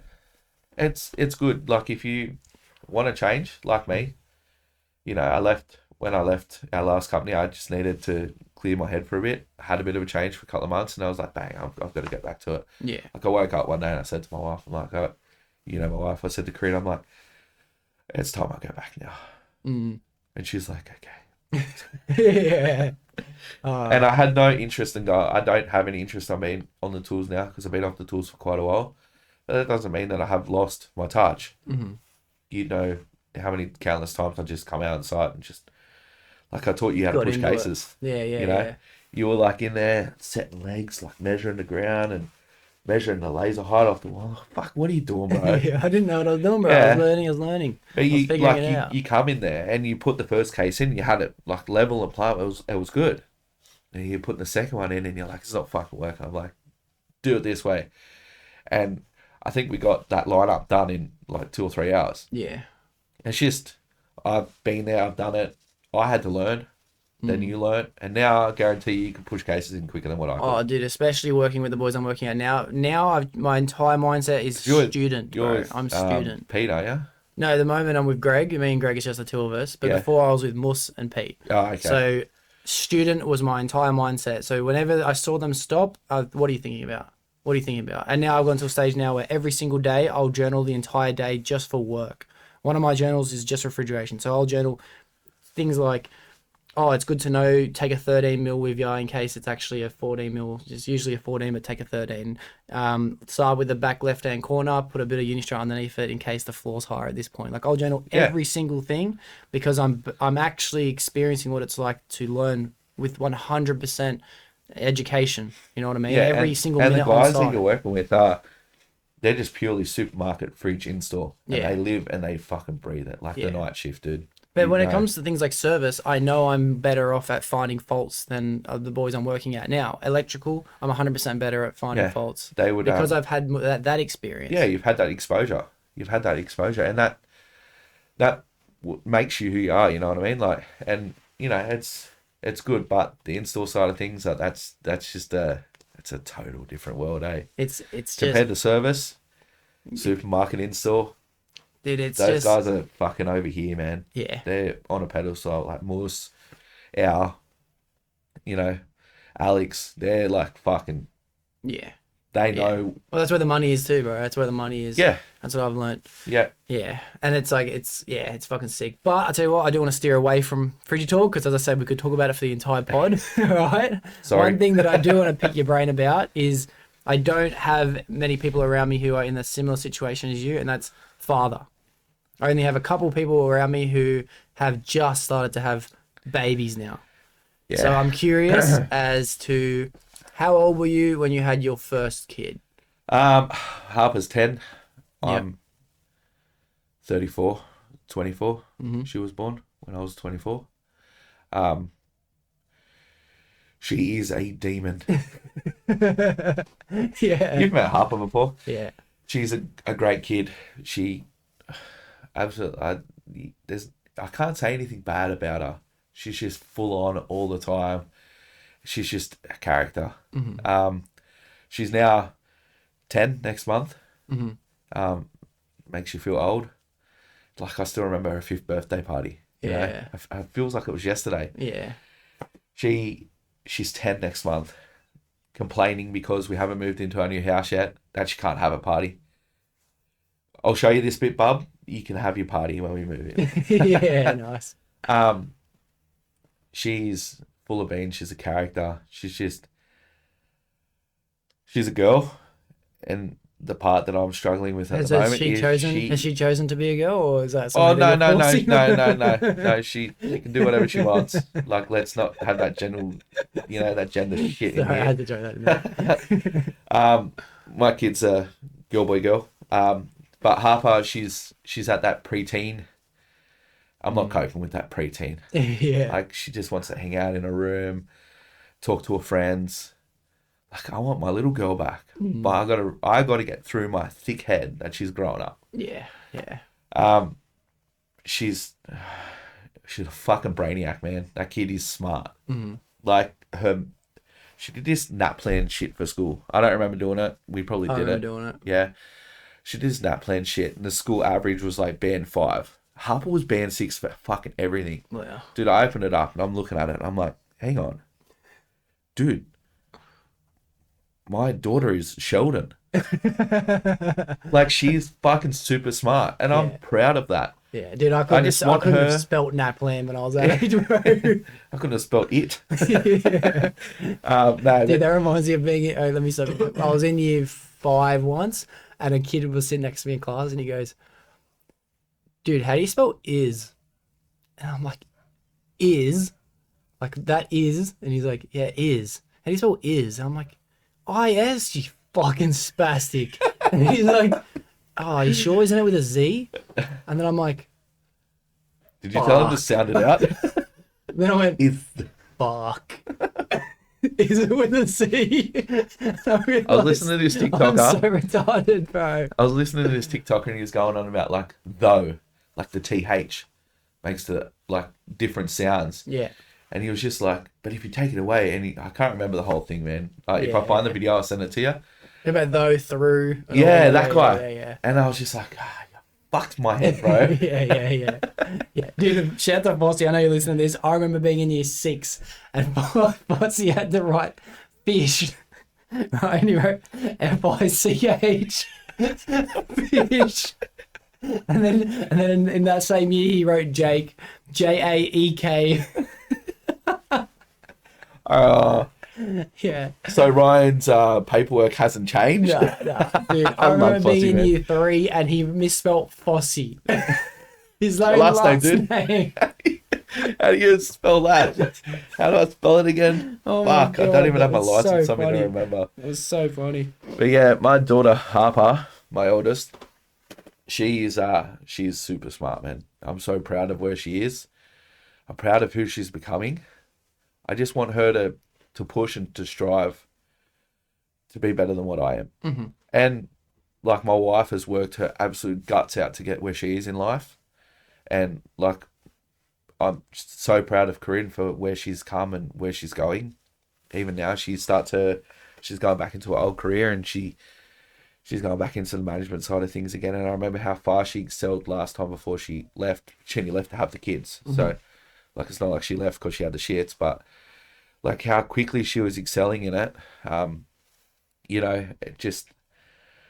proud of her as well. But yeah, my daughter, if she can take after her mum and just strive, like she listens to a few podcasts with me, like good old Gary Jubilin. Yeah, listening to legend. his. Oh, I love it, man. And we'll put a link in the description if anyone hasn't listened to that. But that's a dope fucking podcast, bro. Yeah. So Catching Killers, isn't it called? yeah, I Catch Killers. Yeah.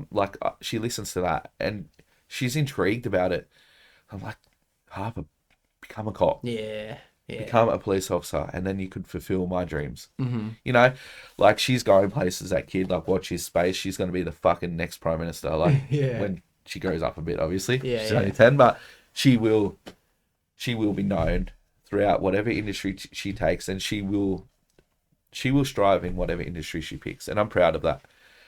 My son, Maddox, don't be a Fridgy again, son. I hear what you're saying though. You say that in a sense that you think that he could do better. I want him to do better. Yeah. Not necessarily that our trade is shit. And I'm not. Yeah, no, not at but all. you have high. Not at all. I just have high hopes for expectations and all my hopes. kids. Yeah. I have high hopes for all my kids, as does every parent. Maddox, look, he will end up working with his hands. Like, I know that already. Like, if I'm mucking around with my tools or whatever, I'm fixing something, he's there. Mm-hmm.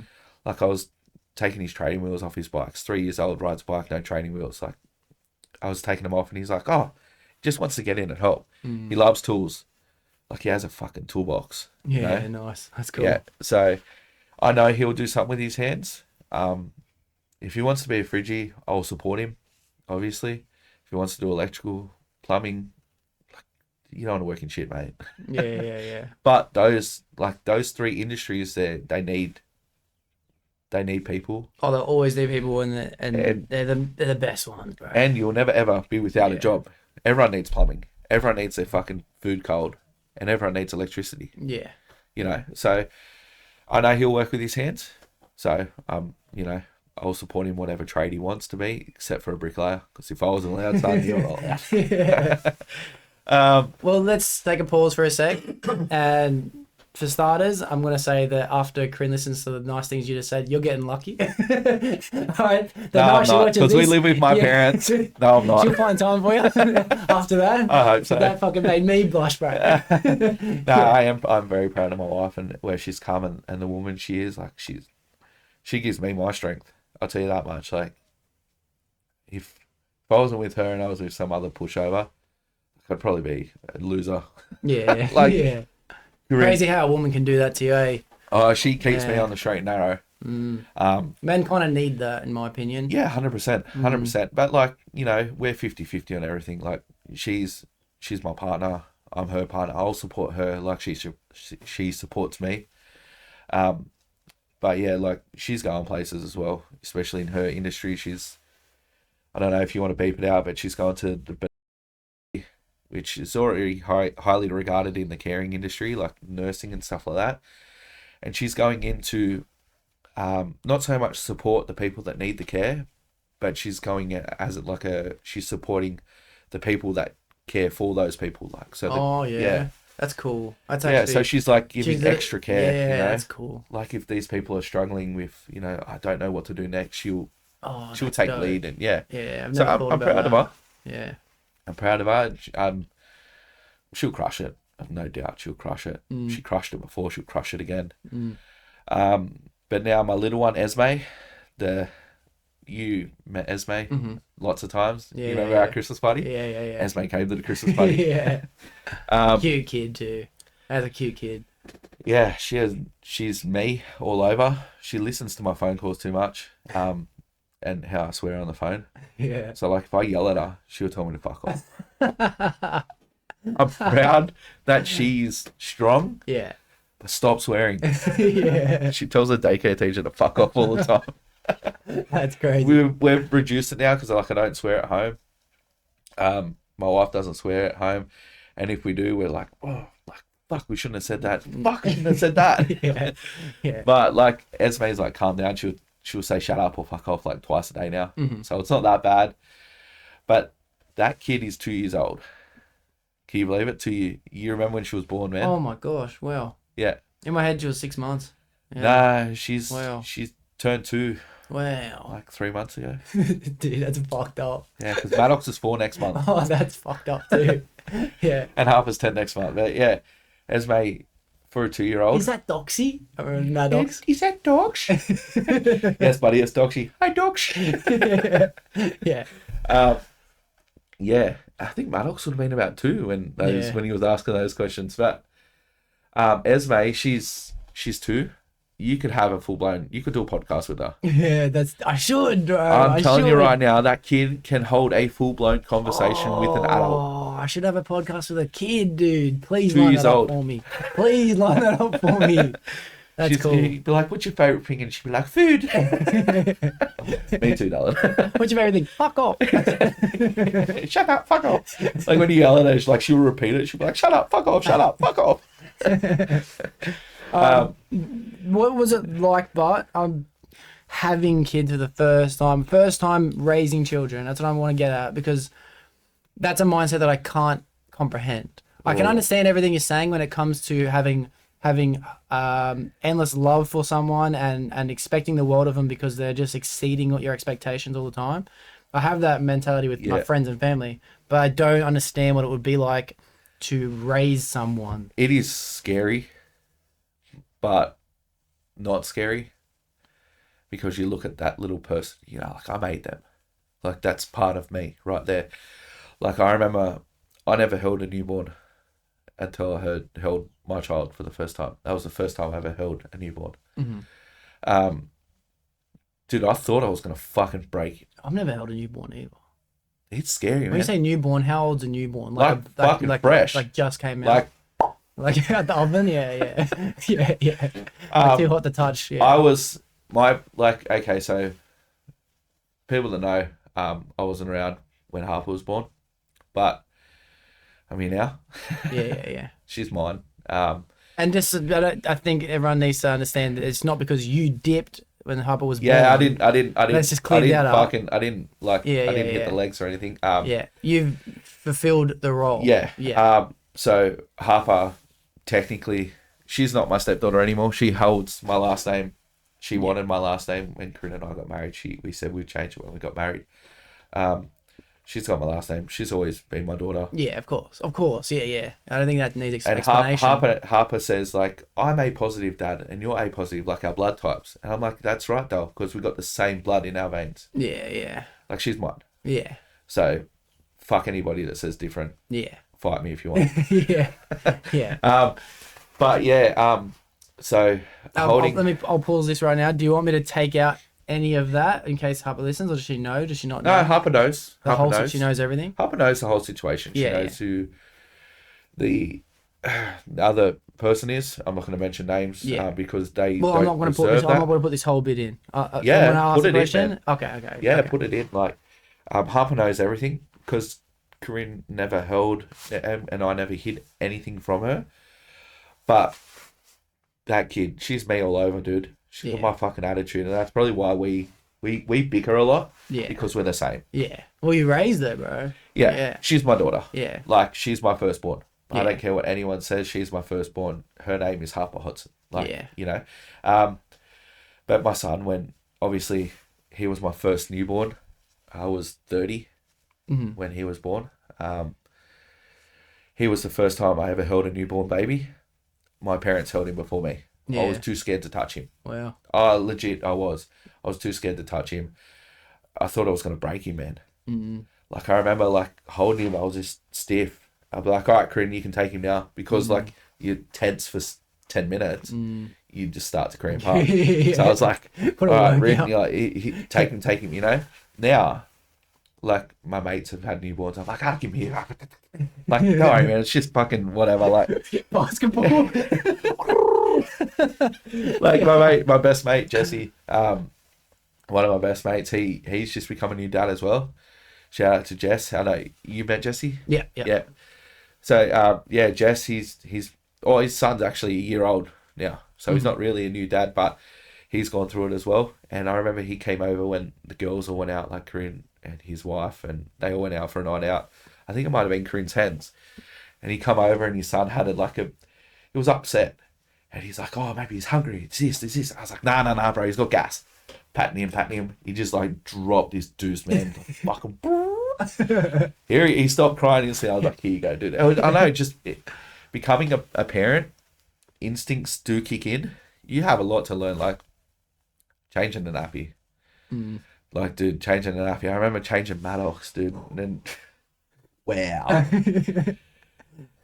Don't look forward to changing nappies. Yeah, no. Now it's just like, whatever, change the nappy. Origami now, eh? Yeah, it's just, but like, I remember changing him, and like the first time, like, you know, he's just like, bang.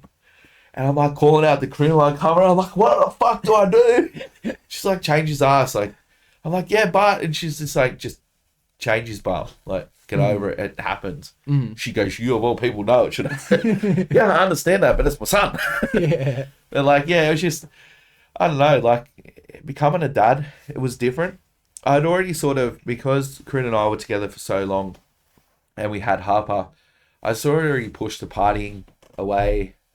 Like, I still enjoyed going out with my mates to pub or whatever, but I sort of pushed the partying away. I sort of was already in dad mode when I had a newborn. So it kind of was just life for me. Yeah. But I sort of struggled a little bit because Harper was only a little like toddler when Corinne and I got together. So I sort of had the toddler experience where she was into everything. Like, I remember one night waking up to the fridge beeping. I'm thinking, what the fuck? Like, who left the fridge open? And I walked in there, shut the fridge, and went back to bed. Got up the next morning. I'm like, all right, Boof, you want, like, Harper's nickname's Boof. I'm like, all right, Boof, you want some toast? And we're making a toast. And there was fucking finger gouge marks in the butter. This kid, like, got stuck into the fucking vanilla pudding after hours. Yeah. Because she, and like, you'd put the butter on the thing and she'd just take the fucking thing and just eat it. It's like, fuck, it's butter. Now she doesn't like butter. I don't know why, because she's full of butter. Yeah. But like, you know, it was fun. And I enjoy being with my family. I enjoy being at home. That's why I can't do away work. I enjoy being with the kids. I enjoy being with Corinne. Like, I don't know, it's just, that's my life now. And I've put my life is work, kids, ride the bike like once a month, maybe twice a month. I'll go for a quick squirt on it. But like, my whole life is my kids. I love going out, walking, and, you know, it's different. Life is different now.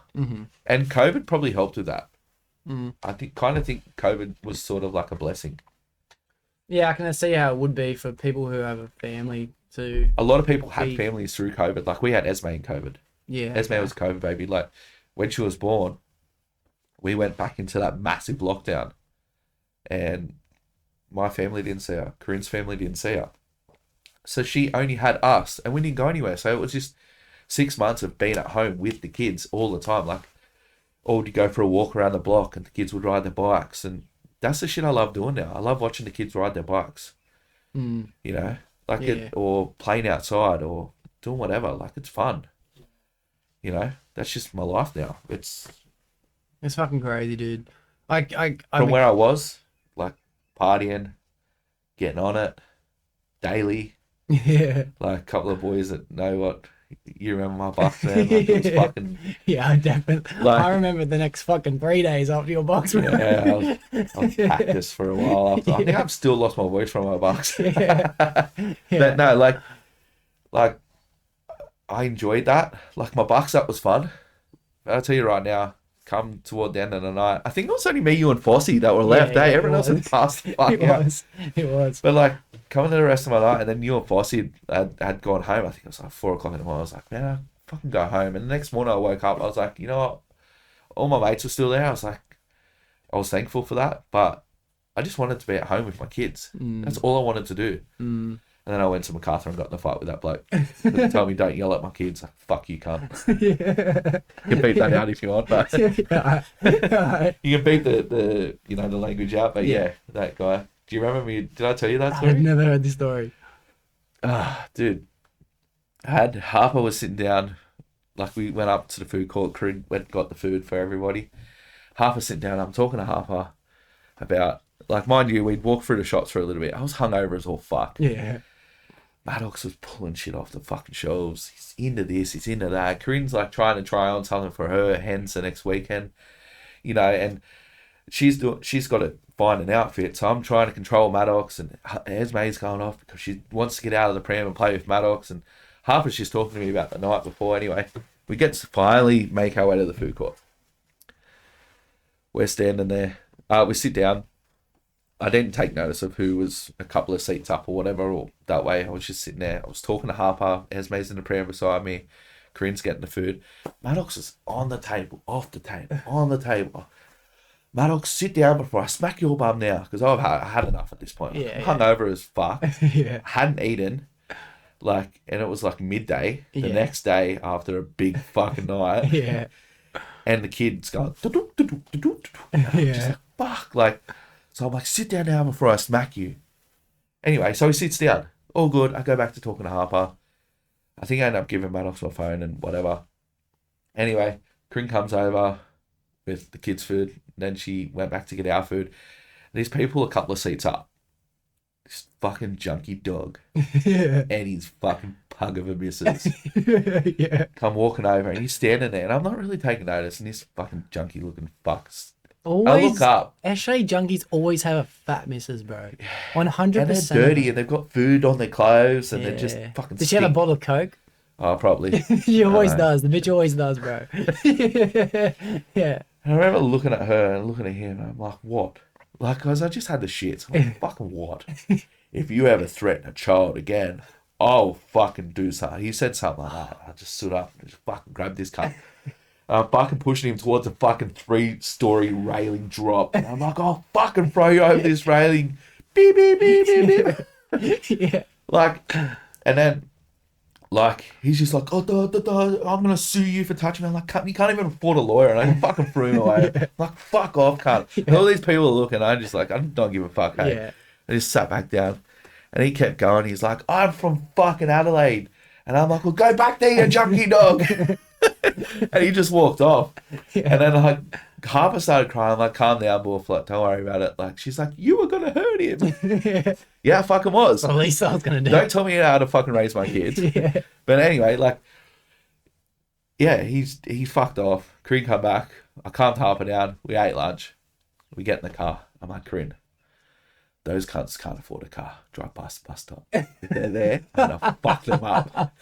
She's like, no. I'm like, drive past the fucking bus stop on the way home because I'm gonna fuck this cunt up. Like, he's burnt me. And she's like, you can't, the kids are with us. And I'm like, nah, drive past the bus stop now. So she's like gone to go out where the bus stops are, gone straight. And I'm like, fucking turn around. She's like, nah, we're going home. I'm like, fuck. Like, I should have just dropped this cunt off the road. Like, I would have done the world a favour. He's probably fucking sitting there with the fucking, right now, but like, oh yeah, it just Yeah. he burnt me so bad, and it's just like, dude, you've had your kids taken off you because you're a junkie. Like, fuck off. Yeah. Don't tell me Yeah. how to raise my kid. If my kid's Yeah. gonna jump on top of a table that people have to eat off, I'm gonna have a go at him. Yeah, you don't You know what I explain mean? Yourself. You don't have to explain yourself. Please, Yeah. Docs, don't come over. Yeah, My name's Jake Doxy. yeah. Nah, it's cool. No, I get it, bro. I'm excited to have kids, bro. That's why I'm like talking to people about them because it's one of the reasons that I'm here is to have as many kids as I can do. That's my goal. I know everyone One is says good. 2 is okay. Three. That's just the start, Joel. Fuck, bro. It's It's a just the ball start. game, man. That's just the start, bro. Everyone who's listening knows I want to have 6 boys. Oh, Forget fuck the girls, that. bro. 6 boys. Fuck that. Like, I feel like Corinne said to me the other day, she's like, let's have another baby. I was like, no. We're just about to move into a new house. Like, hopefully we find out today, actually, if we get this new house. But yeah, she's like, let's have another baby. I'm like, no. And she's like, well, we're either having a baby or you buy me a dog. I'm like, I'll buy you a fucking litter of dogs when I have another Buy kid. you a horse. Because she wants to breed Frenchies. Mm-hmm. Like, I'm all for that. But as long as when the dogs are born, they can... Dude, have know, another baby. I don't want another kid, man. Otherwise, I'd have to buy another car. Or you have to take 2 cars every... Nah. It's just money, know. Joel. It's just money, bro. Yeah, but you know what? Twins run in my family. Oh, that's hectic. So I'm not going to end up with 4. I'm going to have 5. And because what Corinne's problem is, she doesn't like the odd numbers. She wants the even numbers. So we've got 3. She wants 4. Now, on my luck, we'll get twins. We'll end up with 5. We can't have 5, so we're going to have 6. We're going to get twins again. We're going to end up with 7. I'm fucking sorry, Dale. Dude, this is so exciting. Doxy, you need to castrate me now with that fucking samurai sword. Yeah. Dude, well, Yeah. you're gonna have to get the snip snap, bro. Yeah. You're gonna have to get the snip Yeah. snap. She told me to, Yeah. but now she wants another kid, so might have to just do it sneakily. Yeah. Just be like, I got to go on holiday for a couple of I don't know days. why it's not working. Let's go get tested. Oh, that's like, I'm negative? Like, I've got nothing left? Oh, what a shame. Yeah. Yeah, no. Corinne, yeah. I'm going to show you, babe, but no, please. No more kids. Well, We're just getting our life back. is Esme's 2. She's going to be out of nappies soon. I'm going to have to change her shitty ass. Yeah. And I guess that's a good point. You are starting to get your life back. Have you noticed that you haven't had much of a life while the kids have always been young? No, not that we haven't had a life because we've still been able to do what we want to do. But I feel like starting again, like, don't get me wrong, the newborn to 6 months is good. But then they get into everything. Like, right now, I can tell Esme, no, stop. And she understands. But, like, a toddler, 9 months old, it's just walking. They're going to find that cupboard and they're going to fuck that cupboard up. Like, Esme, I remember, I think I told you this, like, Esme would walk in, she'd open up the cupboard where the kids keep all their plastic plates and cups. And I'd be like, Esme, get out. She'd just look at me and she'd be like, no. Put her arm in, I'm like, get out. She'd be like, no. And she'd just swipe the whole cupboard onto the floor. And then walk away. And it's like, I don't want to do that again. I want to move forward. Yeah. I want to move forward. I feel like I'd be moving backwards. Like, don't get me wrong, I love my kids and I'd love to have another one. Get that bit out. But Keeping that in. yeah, beep. Yeah. But it's, yeah, I don't know. I just don't want to start again. I just feel like we're able to do like the older kids stuff. Like we want to go overseas next year, take the kids on another holiday. Like I feel like if they're a little bit older, they can enjoy it. Like Esme will be 3, Maddox will be nearly 5, Harper will be turning 11. They can enjoy it a whole lot more. Like we took Harper overseas when she was 5, and she loved it. She enjoyed it. Yeah. But like, if we have a newborn, you can't put the newborn into like the kids club where they can do kids activities all day and their parents can go out and have a few drinks or do some shopping or whatnot. Like. That too. Like, yeah. But anyone wanting to have kids, that, like my mate used to say to me, we're not financially ready. You're never going to be financially ready for a child. I think that too. I've always had that mindset, like, when's enough money, but it's never enough. It's never enough. Yeah. You make do with what you got. And I've got 3 kids, man. We make do with what we've got. Got a beautiful home. Thanks to Corinne, like she's made our home the way it is. Kids are fed. They're happy. They're healthy. you know, we're happy, we're healthy. It's, you know, life's great. I can't complain. Life is fucking great, man. Yeah, yeah. And kids make it better. But the right time to have kids, there is no right time. Mm-hmm. When you want to have a kid, just have one, man. Like, if you're ready yourself, just because your mates haven't. Like, all my mates have got kids now. All of them, except for maybe one or two, have got kids. But those guys that don't have the kids have stepkids. Mm-hmm. So they're dads already. Yeah. You know, so we're all in the same boat. But, like, the ones that have just having newborns and stuff like that, like Jess, he was like, oh, you know, we're not ready. Like, yeah, that's why I tried to drill in your head. You're never going to be fucking ready, man. Mm. You make do with what you got. And having There's a no child... better time than now for most things in life.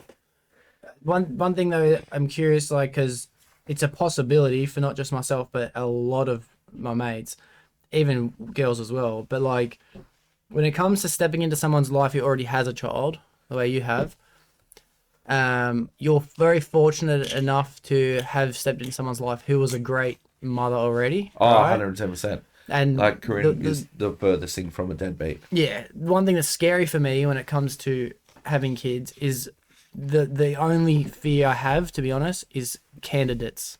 That's the easiest way This for me thing to put is it. fucking sick. Oh, that was my first time trying it, and I liked it too. Dude, that's unreal. Yeah, that's nice.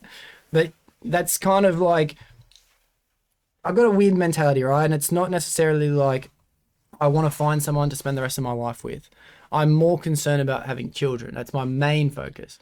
So I'm looking for candidates, right? Really? Of people who are you would have going like to be 6 good. kids to 6 different mums. If I have, I'm actually okay with that idea. But obviously, it would be nice to find someone who's willing to have all of them. I'm lucky. Like, I found my forever in Corinne. Don't get me wrong. Like, she drives me nuts. I drive her fucking... Like, last night, she's like, I was doing something. We're laying in bed. And she's like, just fucking stop. I'm like, what? She's like, I've told you to stop, like, playing with my feet. Like, I play with my toes. Mm-hmm. She's like, I've told you to stop for, like, since we've been together. Like, what? And I'm just like, well, it's me. Like, just get used to it. Yeah. But she has traits that shit me up the wall too, but I accept that. She is my forever partner. Mm-hmm. I'm lucky I found that. I think the only thing that will make us two part is death, obviously. Mm-hmm. But yeah, Corinne, like, finding her, and it, like, I am very fortunate. Like, my wife is a great wife. She's a fucking unreal mum. Like, she's a fucking gun mum. Yeah. See, Corinne that's does what I'm everything looking for the to. kids. I think if you find a girl that you can connect with, you know, maybe not like your ex, like she had like a lot of other shit going on, but like I've had a lot of girlfriends or girls that I've been, just say, in the phases of getting together with, without putting an official term on it, that I have seen not, how do I say this? Because people listen to the pod. So how do I say this? I've been grateful for every relationship I've had, but I've always known that it's a phase. Does that make sense? Yeah. Yeah. It's not that I don't think anyone has not been fit to have children, nor even my own children. I've just known in my soul that this is going to be a relationship learn, for us both to learn from. Yeah, and that might be you not being totally ready for that. Possibly, yeah, but you're right. When you know, like I knew, you just have that feeling. You just know. Like, for Corinne and I, when we got together, it felt like we'd been together for fucking 100 years, you know? And Corinne's into all that psychic medium shit, and they say that you've been together in past lives. We probably have. Whatever. Like, I don't know too much about that shit.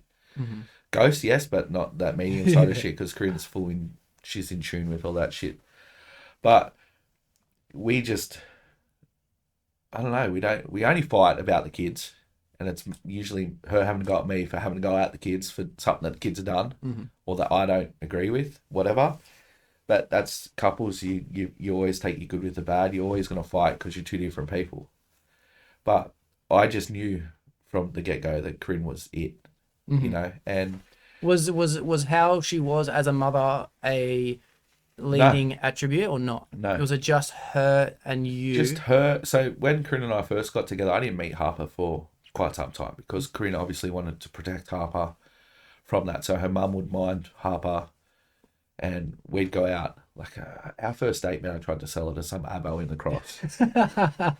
Like he was like, "Hey, sister," I'm like, "You can fucking buy her off me if you want." That was our first date, man. Our first date consisted of just talking till like fucking 3 o'clock in the morning.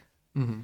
You know, but I don't know, I just knew. But I didn't meet Harper straight away, so I didn't get to see Corinne as a mum. Yeah, so I think that's what made that's me crazy. fall more in love with Corinne. Oh, that's crazy for me. That's wild. Yeah, when I seen Corinne with Harper, like as a mum, that made me like I already knew. Mm-hmm. But then when she introduced Harper and I seen how she was with her mum, I was just like, yeah, 110%, like, you're it, you know? Mm-hmm. And like, I didn't introduce Corinne to my family straight away because I wasn't even sure. Mm-hmm. But yeah, once I met Harper and I seen how she was with Harper, like, I fell more in love with Corinne. Mm-hmm. Like, where I dropped it out without even realizing I dropped it out. I was actually on the way. I was actually working for who we work for now. Oh, yeah. At that point in time, it was like all the way back then. I was on my way to work and I was like, "All right, bye, I love yous."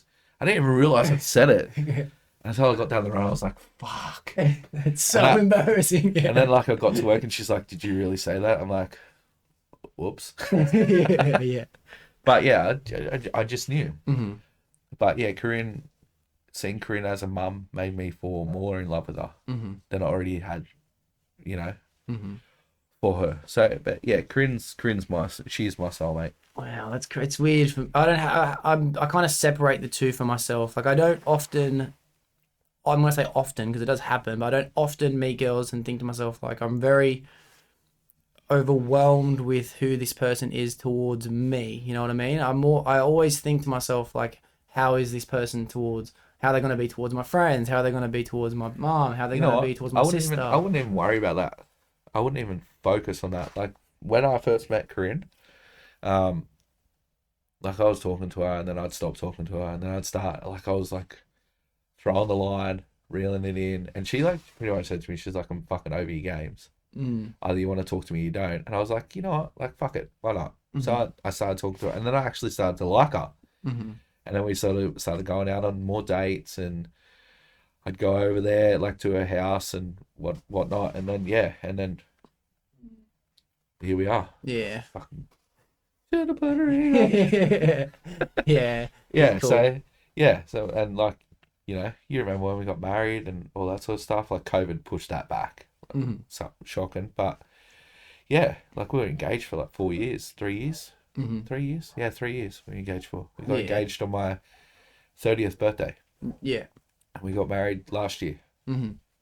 Yeah. So, yeah, 3 years. It's cool. I like it, bro. I like it a lot. And I think it's a scary thing, especially for a lot of people to, and this is going to sound insensitive, but it's like picking up on a relationship that, like, say someone already has a child and then you're stepping in. It's like, this is a terrible metaphor, but in my head it works as if like you're pressing play on a game that's been started already, you know what I mean? Yeah. And sorry if that's insensitive, but it's like that's how it works in my head. But that's pretty. It's you're kind of right. Like you are sort of picking up mid game. Yeah. But in saying that, you're controlling the outcome. Oh yeah, true. It's not like you're stuck playing the game. You choose whether you want to continue to play. But it is a fear. It is not a fear, but it's like it's a lot of pressure to feel like you have to deal with straight away. Did you feel pressure or not? No. Okay. No pressure.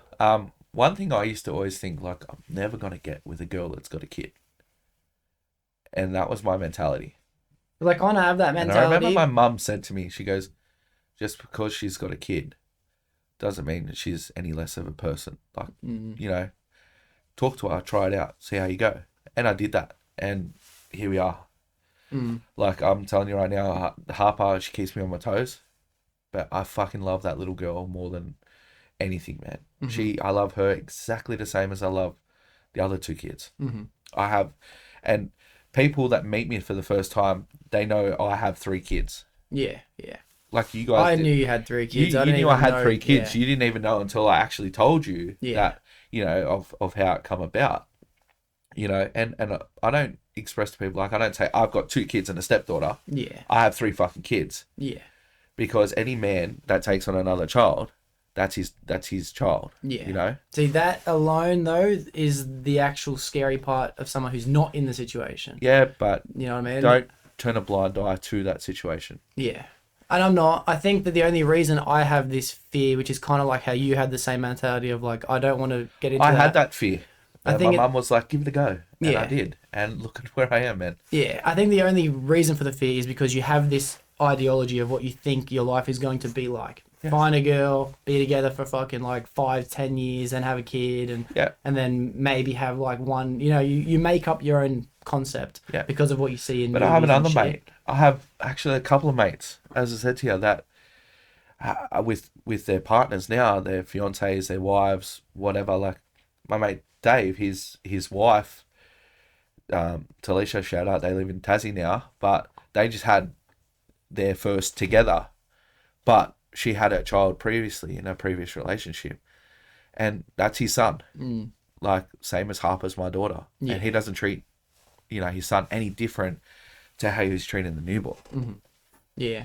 It is different because they're still like you're like, holy shit, I created that. But at the end of the day, Harper, I might not have been there for the creation period, but she's me. Yeah. She's my daughter. You're there for the molding. Yeah. Yeah. Yeah, and you know what? At the end of the day, I'm gonna walk her down the aisle. Yeah. Yeah. Not old mate. I'll walk her down the aisle. Yeah. I'm gonna be there for when she graduates school. We do all our activities as a family together.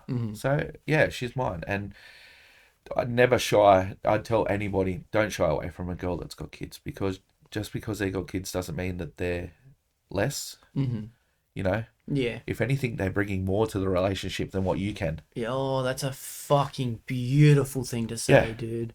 Like Corinne brought Harper to our relationship, and yeah, she keeps me on my toes, as I said, but fuck that little girl, man. I love her. She's Dude, that was the clip for my Instagram. That was so beautiful. They're bringing more to the relationship than you have. They are. Wow. They are bringing 10 times more to the relationship. And you know what? That little child, as much as they'll fight against you, or as all kids do, like my other kids fight against me just the same as Harper does. They might fight against you, or they might do shit that gets to you, but it's kids. And it took me a while to get that into my head. It's kids. But I had this argument last night with my parents. Like, Esme she did something and she was crying, and I was legit 2 foot away from her. And the reason she was crying was because I got angry at her. So I yelled at her, as you do when the kids do something wrong. Yeah, yeah. Then she starts crying. And then my dad's like, be quiet. And I'm like, hey, no. That you're not here to discipline her and tell her to be, she's a child. Like, don't tell her to be quiet. You're pop, you're safe. She's meant to come to you when she's crying, and you're meant to, unless I'm not there, discipline the kids. Because kids need structure. Yeah. But if I'm there and I've yelled at her, don't jump on top and yell at her again. Like, because she's crying. Like, she's a kid. Like, fuck. Yeah. And then me and Corinne had Corinne's like, "Bah!" And then... And then I'm like, fuck you. If I'm right, I know I'm right, sort of thing. And I fucking went back at everyone. Yeah. But still, it's all good. Here's what it is. Yeah, it's cool. It's cool. You've definitely helped paint a better picture for me for the way I want to. Well, they bring look life. If she's got a kid and you like her, don't hold back. That's the She's scary bringing thing more for to me. it. But Yeah. because I really struggle in looking for love. I really do. Because it's like, I don't know if it's my own. Maybe I should see a therapist about it, but I don't actually crave it. You know what I mean? Like I've been in love multiple times in the past, and I love it while I'm in it. But then when I don't have it, I don't necessarily miss it. Yeah. You know what I mean? Because I have a different ideology of what I think love is. So it's like, am I looking for love? And if I do, then I kind of have to let go of my whole plan of having 6 children, 6 boys, because what if the person I love doesn't want to have them? Like boy, then a girl. That's life, bros. I'm having fucking 12 kids. What's this? How's this for an idea? He's going to be sponsored by Hino soon, and he needs a bus. Yeah. How's this for an idea, right? This is just an idea. But what if I have... Because I was thinking about the name Jake for a girl. And I do genuinely think it would be a really good name for a girl if the girl was hot. I really think that Jake is a sweet name for a girl if she was hot. Like, that's a hot name for a chick. Like, I don't know. I think so. What if she gets teased at school? If she was some my whole bush thing is, pig, but if she was a bush pig, Jake is like so fitted because you're a bush pig, so it would still work. But Jake for a hot chick is like something about it, bro. I don't know. yeah, but I'd like it. The one thing that I was worried about, like when Maddox was born, I was like, oh, you know, we should name him like Daniel. Like when we're going through the names, Corinne was set. Maddox, James, Hodgson. Mm-hmm. She was set. So his nickname could be MJ. Mm-hmm. You know? That's cool. But then Corinne's dad... Papa Jacobs. Yeah. MJ. And Corinne's dad passed away, you know. And obviously now his middle name is Wayne after her dad. Mm-hmm. So, like, you can't call him MW. But, yeah, Maddox, like, it was You can call unique. him up down. It was unique. And when we found out we're having a boy, I was like, you know what? Like, you've had your heart set on this name forever. Like, so be it. It is what it is, you know. I was happy with, you know, Maddox. It's cool. It's unique. Mm-hmm.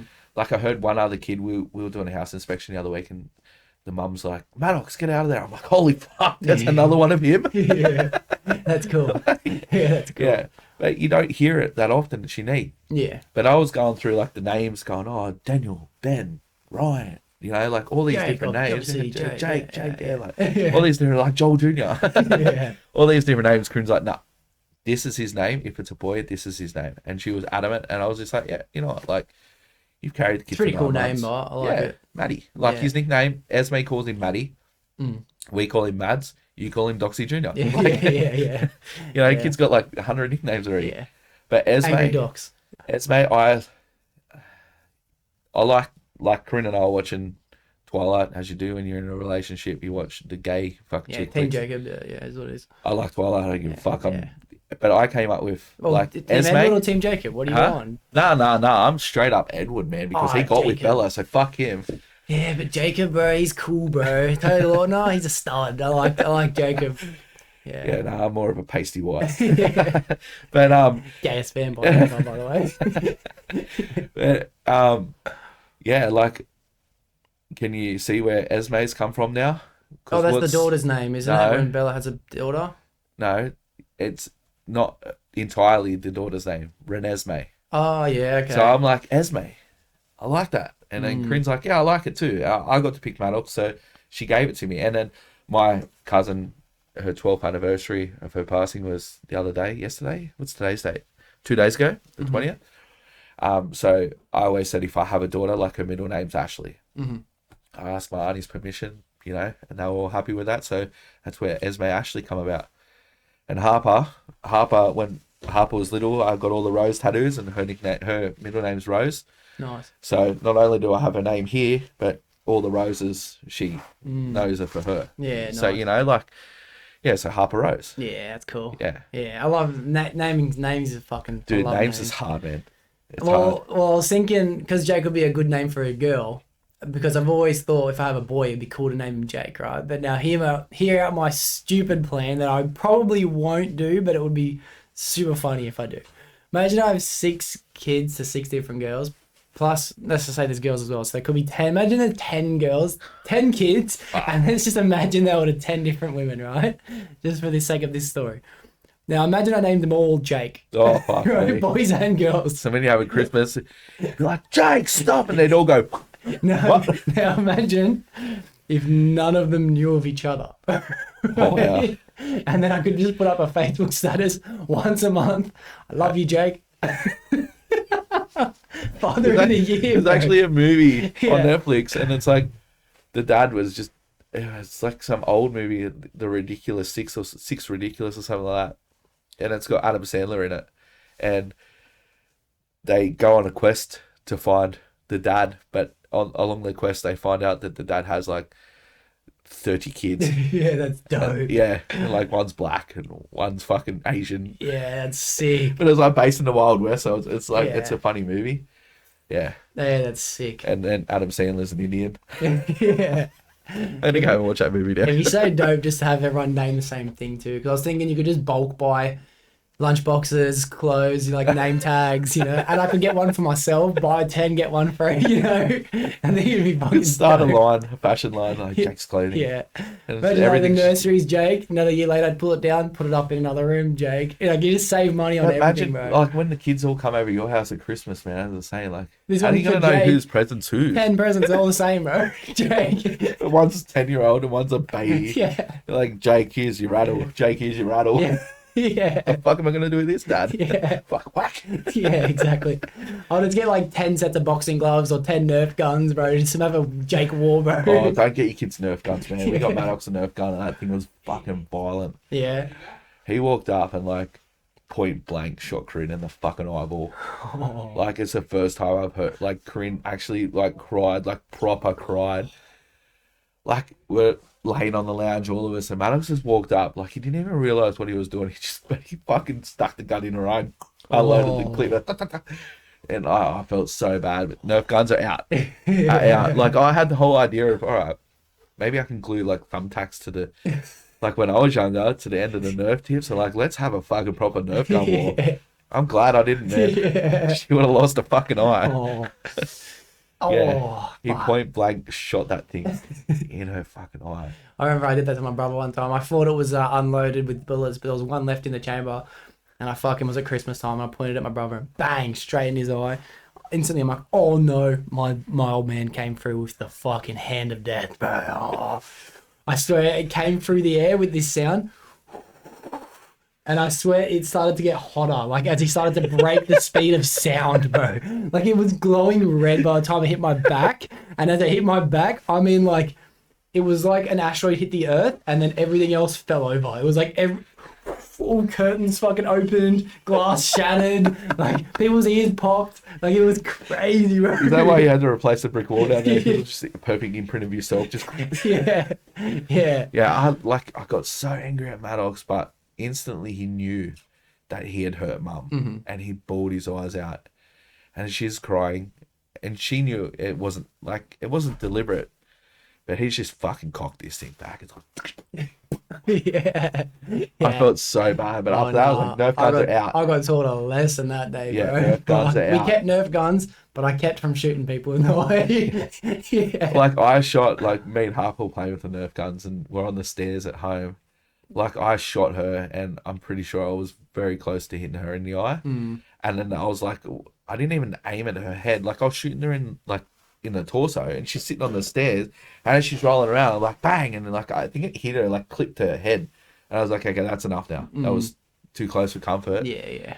But yeah, Maddox just point blank just walked up, just fucking bust, just popped the capping through. Dude, I seen this thing. I just sent it today, and I'll put a link in the description if anyone listening.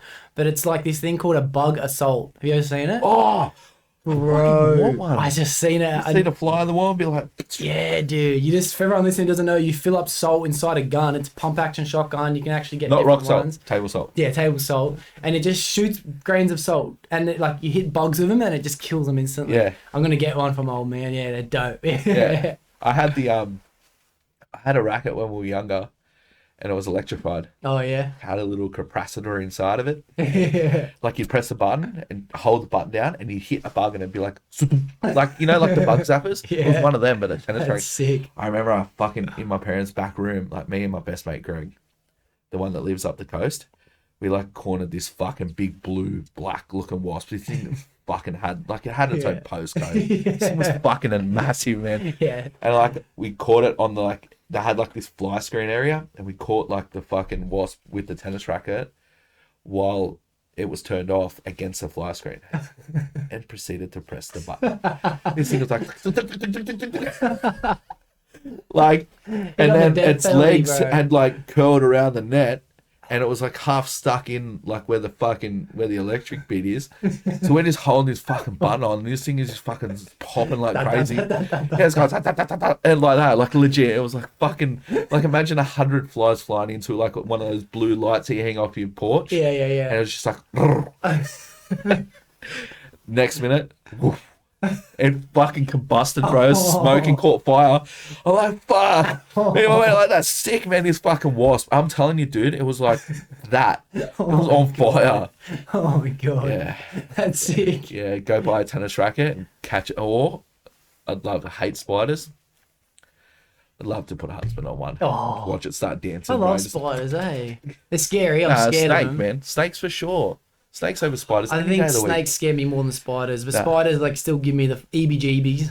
Yeah, a snake, you can see it curled up somewhere, like on your car. Like if it come up to get warm under your bonnet, you could see it. Mate, you flick down that visor and a fucking husband drops on you, you're fucking launching that car through a fence, into a house, into a pool, light pole, something. Like, I'm fucking telling you, like...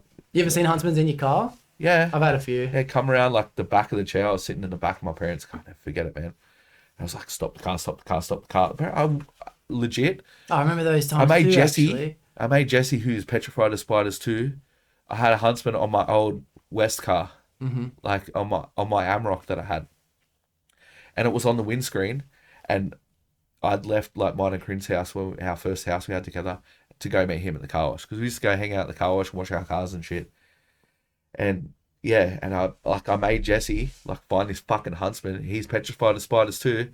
Find this huntsman before I get out of the fucking car. I'm sitting in the car wash. I'm like, looking out. You find that fucking spider and you make sure it's nowhere near the door, and I'll get out. And he found it. It was like on the back bit. I legit sat there for about 3 hours until we could get this spider out and kill it. I was not getting back in that fucking car. Wow. Petrified of spiders, bro. Fucking hell. I love them, but I'm so scared of them. The Like snakes, I don't know, snakes scare the fuck out of me, bro. Snakes aren't that bad.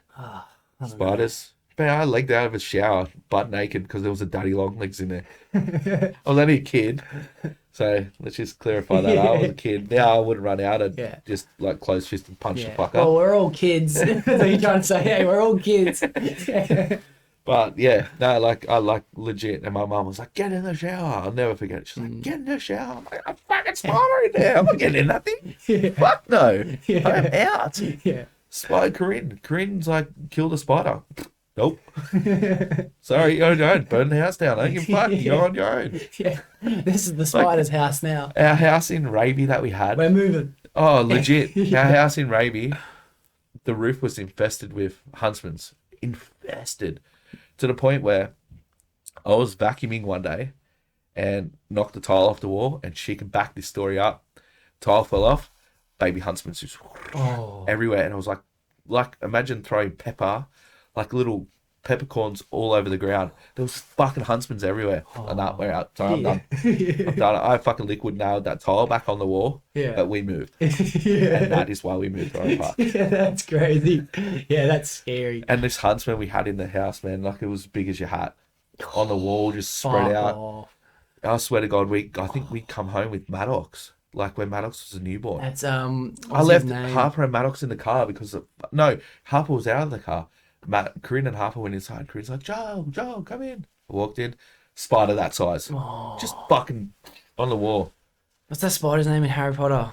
Aragog. Aragog, yeah. Yeah, I love Harry Potter. Yeah. This thing was Aragog, man. I'm telling you, it was huge. And Corinne's like, kill it. With what? A shotgun? Dude, I sprayed the fucking thing. Yeah. And it just looked at me. Premium fly spray. He pulled out his own can. Yeah. Dude, I'm like telling you, like I sprayed this thing and it just shrugged it off like it was nothing. Like, oh fuck. Even thinking about it now, I'm like, yeah, like I drive past that house and every now and again. Fuck, I feel sorry for those cunts that live there now because fuck that. This thing was fucking huge. Damn, that's fucked. All right, Joe, I'll tell you what I want to do, because we won't get to it, but I need to do it with every guest I have, because it's something that helps steer the conversation towards something that we never would have got to, and it's called deep questions. All right? Just because I can see the conversations now starting to go to funny places, I want to keep that same mentality. And I'll answer some first, you answer some first, but we both have a turn of answering the questions. And I do like the questions because they lead us to some pretty strange and wild places. All right. If there's any dead time, I'll just cut it out for everyone listening. Here's the first question. So when was the last time you completely lost yourself in something? Like, what do you mean by lost yourself? Well, the question is up for interpretation. And so however you feel best to answer it is how Like a TV you want to show, answer or- it. Yeah, TV show. It could be a hobby. It could be a conversation. It could be whatever you want to answer it as. I'm back in the Big Bang again. Nice. So Corinne and I are losing ourselves in that. Mm. Like every night, have to watch Big Bang. I don't know. I guess I'm always so busy with work and the kids. I don't really have time for many other things. But yeah, probably the closest thing I could probably say to losing myself would probably be Big Bang lately. Yeah, Like, nice. Yeah, Nice. yeah. Other than that, yeah, there's really nothing because we're always on our toes with the kids. Like, Yeah, it's cool. I'm pretty much the same. I don't know the last time I lost myself in something. I watched Black Mirror, season 6. You ever seen Black Mirror? no, Dude, if you're going to watch any show, that is the show to watch. It's the greatest show ever made. yeah, Black Mirror. Season 6, to be honest, the episode 1 of season 6, which I won't spoil it for you or anyone else who hasn't seen it, but it was so intense that I got a panic attack and I had to stop watching it, yeah, right. go outside, calm myself down, breathe, ignore all the intrusive thoughts that are coming about watching this episode, because what the show is that it's a prediction of the future. Every episode is a brand new story, have no relation to each other, and they predict how technology is going to change the future. Yeah, right. And they're with such accuracy that you can almost pinpoint today things that have happened from when the first episode started to come out. So it's like The Simpsons. It's way more intense than The Simpsons, bro. It's way more intense than The Simpsons. The Simpsons do an amazing job of predicting the future, but this show's like, it's almost like a horror fantasy, but Because isn't Matt Groening's designed. the time traveler. yeah, macaroni. Whatever his name is. Yeah, Just yeah. old Matty boy is just fucking hanging out with fucking the Yeah. time travelers. Yeah, I'm with you with that one. But yeah, I'd say the last time I got lost was a TV show as well. I don't notice myself getting lost. Usually conversation, I guess. Conversations get lost in. Yeah. Yeah. Yeah, same. Yeah. Like in-depth ones like this. Like, yeah, 100%. Yeah. 100%. Good answer. Well, I'll find another good one. Oh, here's one. Do you think there's a link between insanity and creativity? Oh, yes. Yes. Yes.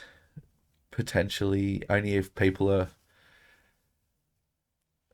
I guess, really passionate about a certain subject. And again, I'm going to refer back to Big Bang. Like, Sheldon is insane. Yeah, But that yeah. cunt is passionate. Yeah, exactly. Have you finished Big Bang from start to finish? Yeah. Yeah. I think I'm on like my third round. Yeah, nice. Like, and What do you still, think of I the noticed, last I still episodes? not, nah, don't get me that last episode. I don't want to go there. It makes me cry. Yeah, me too, bro. I can't I'm even. just like, it's fucking over. I can't do it, bro. Like, you get so involved, you actually feel like you're living the life. Yeah. You know, or you're there with them. Yeah.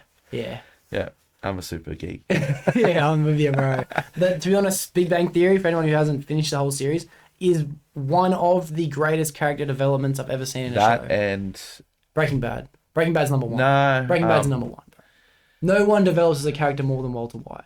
That's the greatest character to change of all time. I mean, there's also Sons of Anarchy. Oh yeah, that's dope. That's fucking dope. But that doesn't compare to Breaking Bad. No, it doesn't compare to Big Bang either. But Sons of Anarchy, I've watched it. I think I got to the last episode and I just go, I'm not going to watch this episode. I'm going to go back to the start and watch the whole season again. Yeah, And again.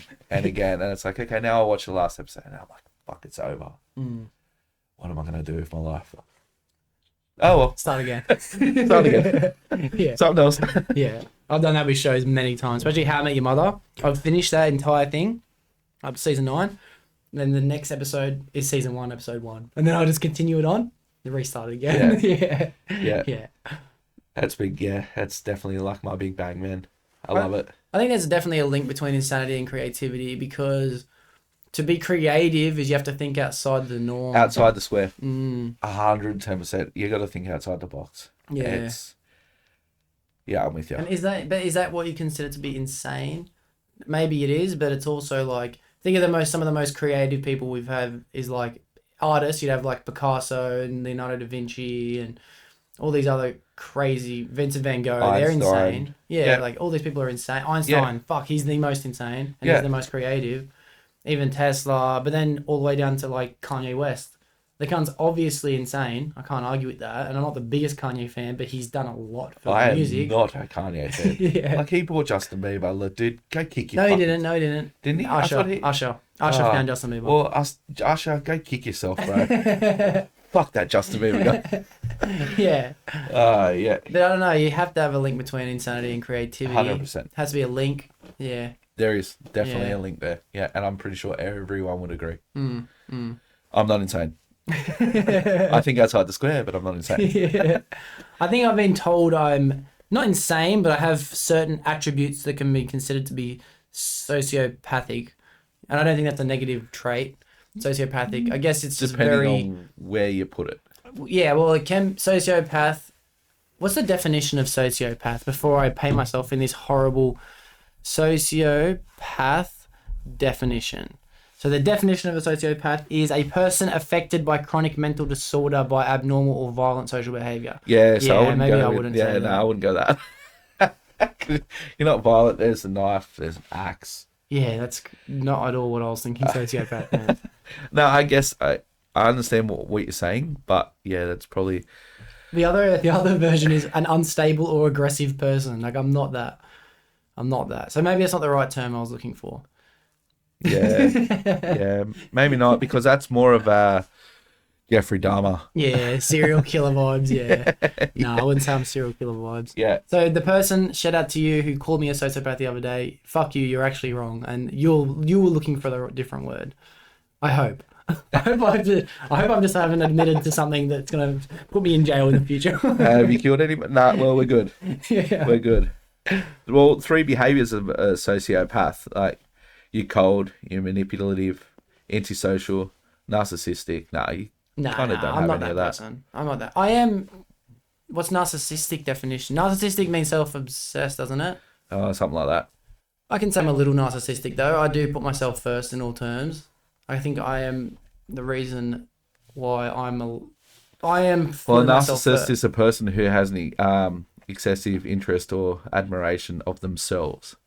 Fuck, I'm a narcissist. I'm a narcissist, yeah. You can't say you're not a narcissist. No, You because I have love to. myself, Yeah, man. me too. Like, there's no one better looking than me. Yeah, good. And people will agree. Good mindset, dude. I love that.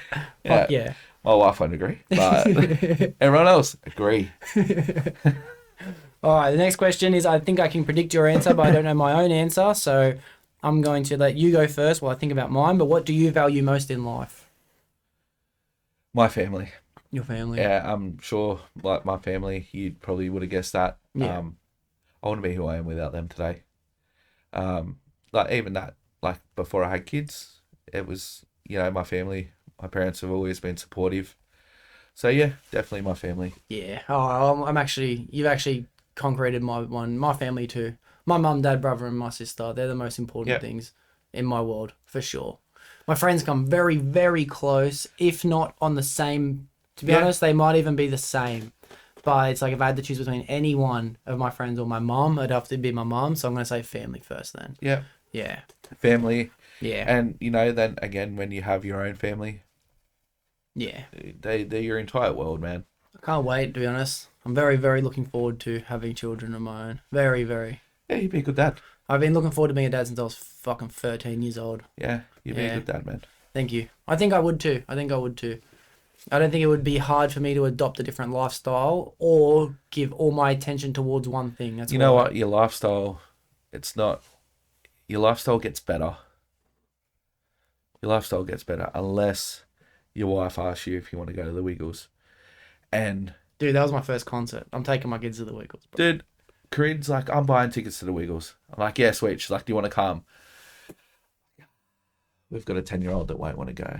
Sorry. Yeah. I'll probably stay with. I want to go because then there's that chance I could be on TV. I'll be like, actually, I got a funny story about that the other day. But yeah, Corinne's taking the kids to the Wiggles. But the other day, dude, what day is it today? Saturday, might have been Wednesday. Going to a job in the city, 345 George, and just like I parked on Pitt Street because I got my car's pretty high, so I could only park in like high car parks. So I parked in Pitt Street. I fucking like staunch walking through fucking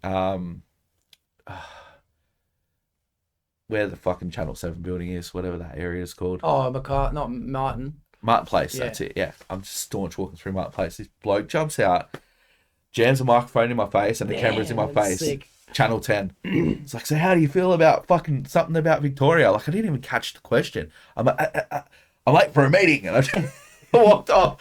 And I'm like walking off, and I'm like, look behind me, and like the guy's got the camera, and he's looking at me, and I'm like, what the fuck just happened? I rang Korean, and I'm like, I blew it. I blew it. I blew my TV shot.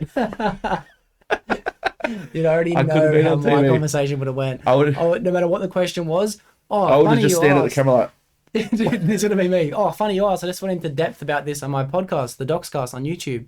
So if you want to hear more about it, you can go onto it on there. the link is in the description below. Yeah. I would seize that opportunity. Bro. Yeah. No, but I just froze. Like I didn't know what to say. I wasn't even late for a meeting. The builder didn't even know I was coming. I just was doing a site walk. Yeah. I wasn't late. I was like, I'm late for a meeting. Like, fucking, I'm out of here. Yeah. Like, and now I regret it because you could have had someone famous. Yeah, nice. All right, well, the next one is if a book contained all the secrets to the universe and you had the option of containing that book or $1 billion, what would you choose? The book. The book of all the answers in the universe. The book. But Because it then I would be could- like, then I and I could- mean, but the book would say things like what happens when you die, like when would Yeah, I but die? if you know that, you could sell that for more than $1 billion. Ah. There's method to my madness. Hmm. Think about it. You have all the answers. You could become like, I don't know, God, bro. like you pretty much, or like, oh mate, what's his name? Tesla the guy, fucking Elon. Musk. You'd be like him, dude. That guy's got more money than he knows what to do with. Yeah. Yeah. Why? Because he has the fucking answers. Because he's a time traveler. Well, funny thing about Elon Musk is the reason why he's on this quest that he's on is because he actually started off as a youngin with this crazy mindset of way more smarter than the people around him, right? Yeah. And he was lost. He felt lost, just like everyone on this planet feels. So he started to read about religion. Couldn't find his answer through any religion. Yeah, I remember reading all that about him. Yeah. And then he couldn't find his answer through some, what's the word I'm looking for? Why is it slipping my mind? Fuck. What's it called when you have a concept of what you think life is about and you teach it? Like when you, philosophy. Yeah. Fuck, it took me way Yeah. too long to get to Yeah, that I word. know what you mean, yeah. Couldn't Yeah. find his answer through philosophy. So he read this one book called A Hitchhiker's Guide to the Galaxy, which I've just read, and if anyone wants it, I do recommend it, or I can lend it to someone who needs it.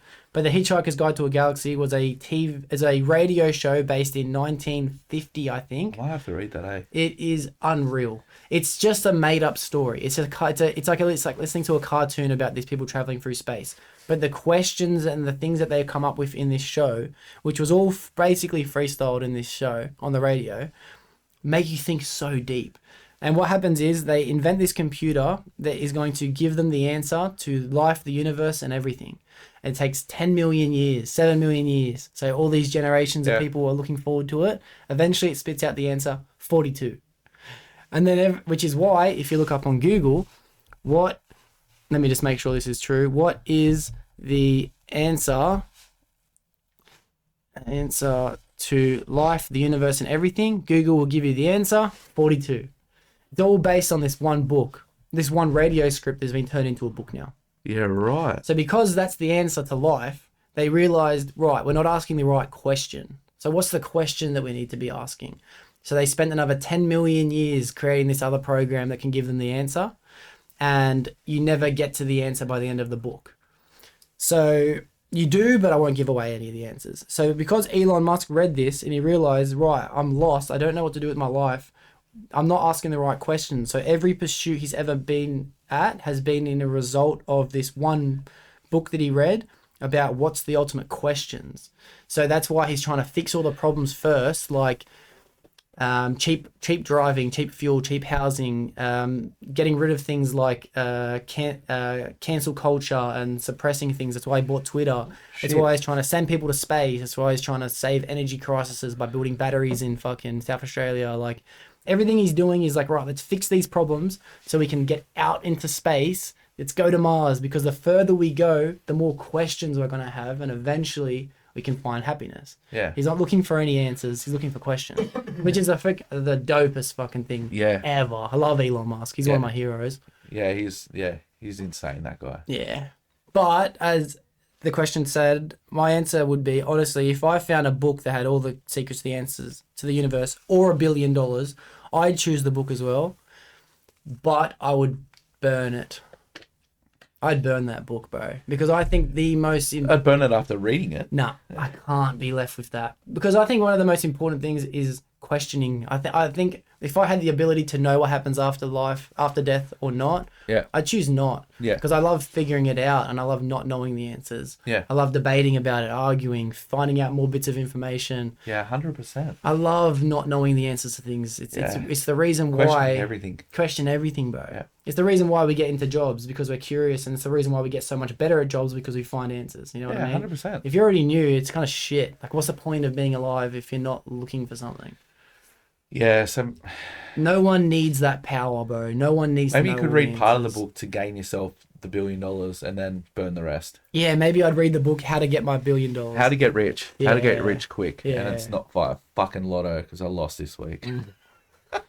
Yeah, true. I could utilize the book in some sense, but like, how much power would that be? How hard would it be to Yeah. just like, how do I get this girl to fuck me? You know, like how do you not abuse that power? You know, Yeah. how do I live forever? How do you not? How do you See, not? I don't want to read live that? forever. I do. Nah. I want to live forever. Nah, because look at what's happening around the world now. Like Hmm. you know what I feel sorry for? I feel sorry for our kids and our kids' kids. Because what the fuck are they gonna have to deal with? Complete control would be my answer. That's what they're gonna have to live with. They're gonna have to live with complete tyranny from government. You're gonna have no privacy. You're gonna have no. We have no privacy as it is now. Oh, it's gonna be Did worse. you know that, like, okay, so work gave me the brand new iPhone. I found out that the brand new iPhone, The work gave you that. Is that a 14 or a 13? 14. Is it nice? Because I might get it. it is good. Yeah. But I heard that every time you update, Bill messaged me an hour ago. Oh, well, It's Saturday. it's Saturday, bro. I'll get back to you later. But I heard that it updates you can unlock it with your face, like a bang, it's unlocked. Yeah. Like, boom, it's unlocked. Mm-hmm. I heard that the new iPhone, can continually update your photo by every 5 seconds taking a screenshot of your face. Wow. So what else? Are they Well, not I have telling us? actually got that turned off. I haven't got facial recognition on. So what else are they? What else Yeah. are they? Well, you know what's They're hiding. crazy? It scans your retinas. I remember doing it on my old phone. That when you want to access your bank card, you hold it up to your face and it will scan both pupils to make sure it's you before you tap and go. Now Yeah. I have a password on. I just have a password. Yeah, but like, I don't necessarily think it's a bad thing that we are going to be entering this world of like just complete tyranny, where you have life is going to be like you're born into a fucking structured society and there's no way of escaping it. You fucking pay your bills and you're literally a slave. Yeah. I think, but you're never gonna know any different. And to be honest, we're kind of in that life now. You know what I mean? Because it's different to when our parents sort of grew up to now, to how our kids are growing up. Like, I'm always at my kids about going outside and playing because that's how I grew up. Mm. But my wife would disagree and she'd be like, yeah, but that's not the times we live in. Like, Harper's on her iPad talking to her friends and, but my problem with that is living the virtual life rather than, well, life's going by outside. Yeah. Yeah. It's like, you know what I mean? Like, Yeah. but it's how kids are these days. Well, it's like we're becoming one with technology, which is the way I see it's possible for me to live forever because we're all everything's becoming digitalized, and I can't imagine we're too far from uploading yourself to the internet straight up. Yeah. You probably will be able to do that, so I will do that. OneDrive. Yeah. Shout out to OneDrive. Yeah. Sponsorship. Yeah. Yeah. But in reality, when it comes to control and all these things, I can't see a possible future being too much worse because if I want to be happy in life, I have to go to work. I have to pay my bills. I have to pay taxes. I have to I can't speed. I can't go wherever I want in the world. Like, there's so many. I'm really a slave anyway. You know what I mean? I really am. So how much worse could it be? I can imagine it could be worse, but like... It could be, but yeah, can't really. I get where you're coming from. Yeah. I can imagine like you might lose some nice tastes of freedom, but I think that humans are fucking survivalists. So we're going to be able to find happiness in any situation, don't you reckon? Yeah. Yeah. Yeah, I agree. Yeah. I totally agree. Yep. 110% I agree. I don't know how we got to that from the book. Yeah, I don't know either, dude. That's why I don't know like it. either. why I Actually, like I it. got a question for you. Good. Are you going to finally upload your podcast to Spotify, to other platforms other than just YouTube? I am, and I'm very close to doing it, and it will not happen for a minimum of 6 more weeks. Yep. Because from 1 year, from when I started the podcast, the entire thing is going to change, and it's going to be a whole new studio, whole new cameras, microphones, everything. So when the quality of sound is crisper, then it will be fit for just Spotify. Well, it's pretty good at the moment, because I watch the episodes, obviously. Mm-hmm. Shout out to the boys who've shouted me out. Ryan, George, Tubby. Yeah. Shout out to ones who've come in, Christos. Mm-hmm. But I don't know. I potentially think that you could reach a wider variety of people from that as well. Mm-hmm. You know, because sometimes it's easier to listen to the podcast, because obviously I play it through YouTube, so I just put my phone face down so I don't get booked by those fucking cameras. Yeah. But sometimes it's easy to listen to podcasts on Spotify. the platforms, or like Spotify or the Apple Podcast app, or there's this other one that I listen to on my personal phone. I think it would be nice just to have people to be able to lock their phone. It would be nice. Yeah, like podcast player. Yeah. You know? But don't get me wrong. I will, though. Yeah. Yeah, I definitely will. All right, we'll do a couple more of these because I didn't realise it was 11 and I don't want to hold you up for too long. I know you have places to be. I got kids' birthday parties. Yeah. Actually, no. Corinne's got the birthday party. I got to take Harper at 2:00 to go see the movie Barbie. No, nice. I'm actually keen as fuck to see it. Because Margot Robbie, innit? Yeah. Yeah, boy. 100%. Yeah, boy. I want to watch it for that too. Yeah. Do you want to come with us? Yeah, I'll be there. I'm going to watch it maybe tomorrow. Yeah. Yeah. All right, well, we won't do too many more of these because it has been a lengthy episode so far, but I do like seeing these answers. All right, here's a good one. I can see this taking a good answer. Do you believe in aliens? Yep. Okay. Do you have any reasons why you believe in aliens? They're not aliens. They're not aliens? No, they're not. Here we go. I listen to, they're not aliens. They're people, humans from the future. Nice. What's his name? Tinfoil Hat. Oh, goes into a lengthy discussion about this. Is that Sam Tripoli? Sam Tripoli. Yeah. He's a good podcast. Yeah. So Sam Tripoli goes into depth. Okay, so aliens aren't aliens. They're time travelers. It's like we go on a holiday now to Bali, you know? They're going on a holiday from back in time. In the future, back in time. Wow. But how would they not be able to fuck shit up? Do you reckon there's only a select few that are able to do it because they've had the education? It'd be like the rich of the rich. Yeah. But part of their thing, the reason you don't see them walking around, they probably could be walking around as they're taking shape, taking our form. But the ones that you've seen crash in Roswell and shit like that. I believe that they're not here. They're from the future to study us, to study our past, to figure out where we've gone wrong. Yeah. Do you know what I mean? Do you think they're able to change their own futures? That's why I think they're coming back to study us. Yeah, okay. Because I believe in it. Because I think about it a lot too, and I don't think they would be able to stop. They wouldn't be able to change our futures because our futures already we're going to be writing our own futures, but they'd be able to go back in time and change their future. From the past. But they would never be able to go back they would never be able to go back to the future. They can't go ahead of themselves. Yeah. But they can come back to learn about us, to implement the wrongdoings we have into the future to save. And do you reckon they'd be able to go back into their own future or not? No. No, I'm with you. I don't think they would either. But the Sam Tripoli explains it in depth. And sitting in that room being a fly on the wall when he talks about that this sort of stuff is fucking insane. Yeah, I got to listen to some more of his shit. Yeah, he's full on. Yeah. I'm sort of over Joe Rogan, because it's the same sort of comedians, this that, but it's Sam good. Tripoli was actually one of his biggest guests in the past. I know, but that's how I got on the Sam Tripoli. Oh yeah, and then now I listen to Tinfoil Hat all the time. That and now true crime, Australian true crime, that fascinates me. Yeah, it's sick. I've actually gone back and started listening to Joe Rogan from the beginning, and I'm on episode 159 right now. And it's been awesome. The North Korean episode fucked with my head. That was the best podcast, one of the best podcasts I've ever listened to in my life. Yeah. I actually stopped myself and almost cried listening to it. It was so emotional. Yeah. So I'll put a link in the description if anyone who hasn't watched Yeonmi Park Joe Rogan episode, because that's the best piece of entertainment ever. Yeah. Someone who escaped North Korea. Yeah. Yeah. That was insane. Watch 60 Minutes this week. I think it's the China, like the people that have got money on the head, like bounty on the head. China's like put bounty on these people. Yeah. Yeah. Wow. All So right. I'm keen as fuck. To watch it. I can't wait. Well, by the time this comes out, that 60 Minutes episode should come So out. go So I'll back. put that link in the description too. Yeah, for YouTube. Yeah. Yeah. Yeah, nice. Well, do I believe in aliens? I'd say yes. I do believe in aliens because technically alien just means unknown. It's something that you don't understand about. It doesn't have to be extraterrestrial. And is there extraterrestrials? I don't know if there is extraterrestrials. So far as we can see, there's not.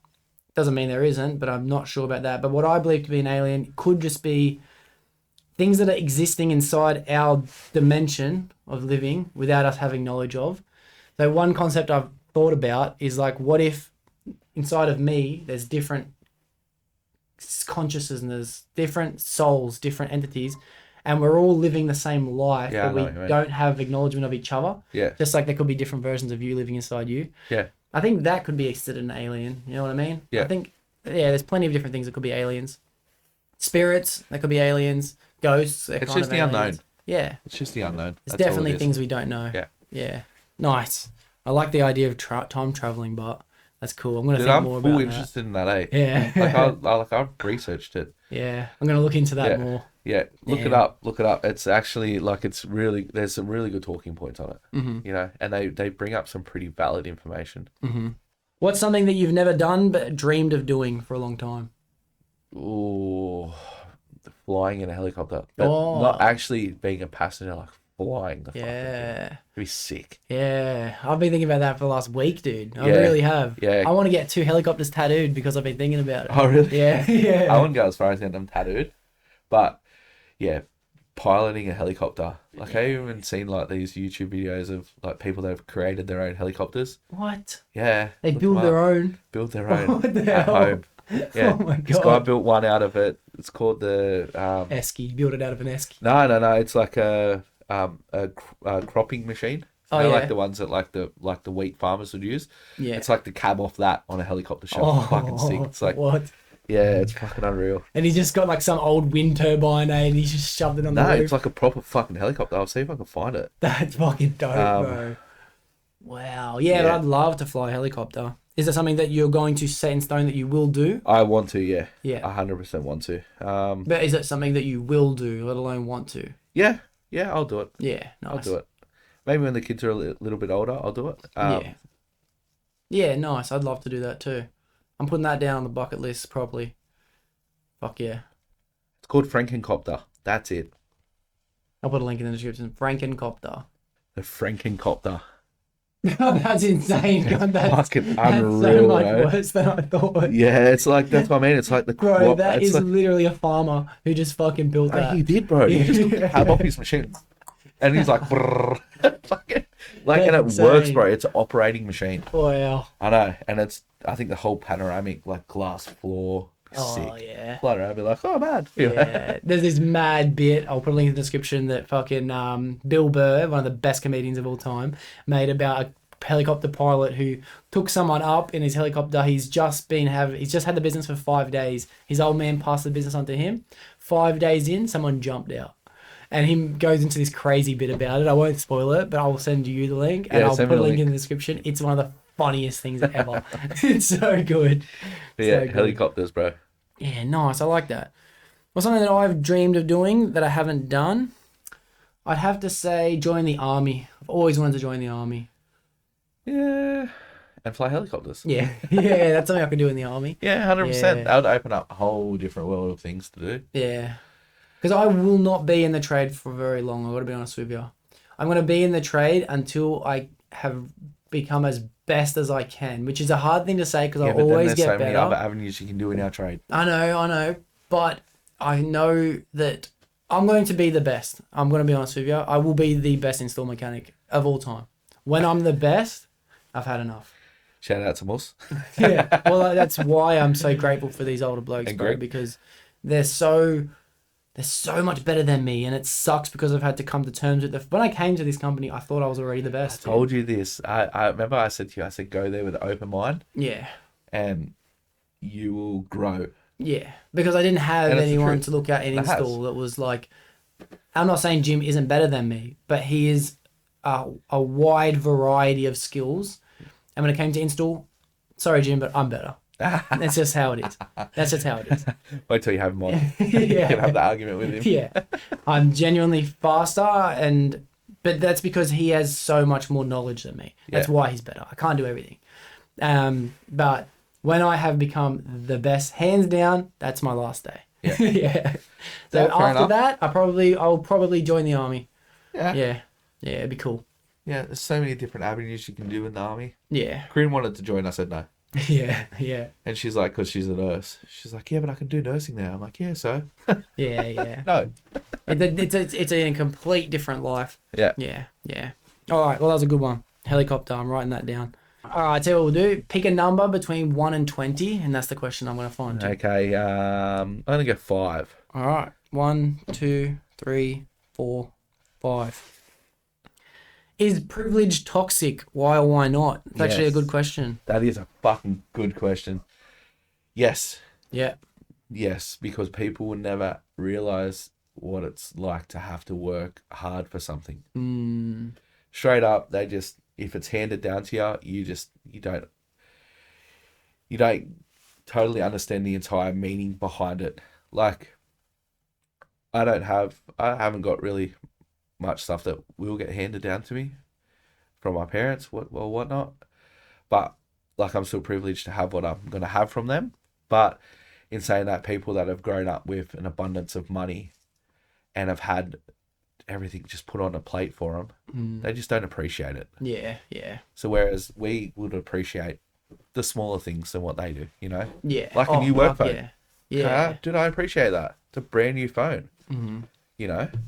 Yeah, I think about it when it comes to like, I remember when I was broke as fuck. Like, I've never ever saved money until this year, so I've always lived paycheck to paycheck. So it'd probably be 3 to 4 days a week where I had no money, right? Yeah. In those days, a cigarette, when I was smoking cigarettes, Dude. was the greatest gift. Wednesday, it'd always come to like payday. Yeah. Payday was Thursday. Wednesday, there was always one of the boys that had a packet of smoke. Yeah. And you were feeding those smokes to all the other boys. Yeah. But in saying that, like one week it would have been me, and the next week it would have been, you know, one of the other boys. Like we were Yeah. all, but we all shared. Yeah, yeah, Like, you know, I look back on that and I'm thinking like, fuck, maybe I Yeah. should have saved my money back then. But yeah. yeah. But then as soon as you start to acquire, we'll call it privilege, but it's more like comfort in life, you're never going to appreciate a cigarette. It might just be because you don't smoke cigarettes or not, but it doesn't mean as much as not having the privilege of Yeah, buying your 100%. own. Yeah. You know what I mean? So yeah, is privilege can definitely be toxic, especially with raising kids. You don't want your kids to have too Yeah. much privilege.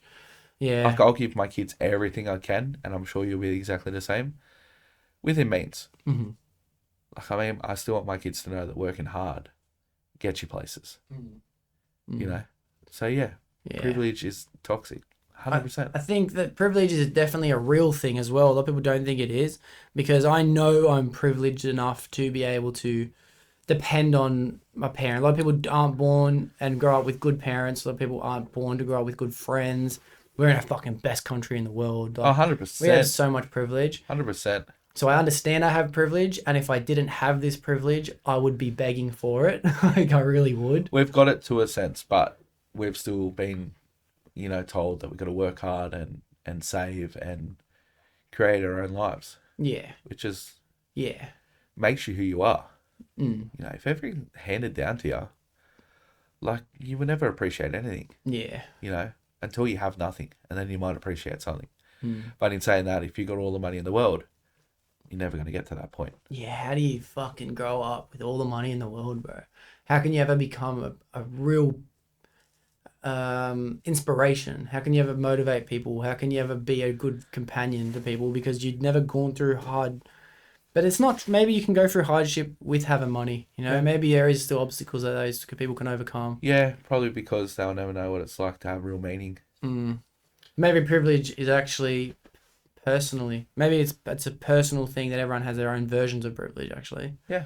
Yeah, never thought about it like that. But I think privilege can be Toxic.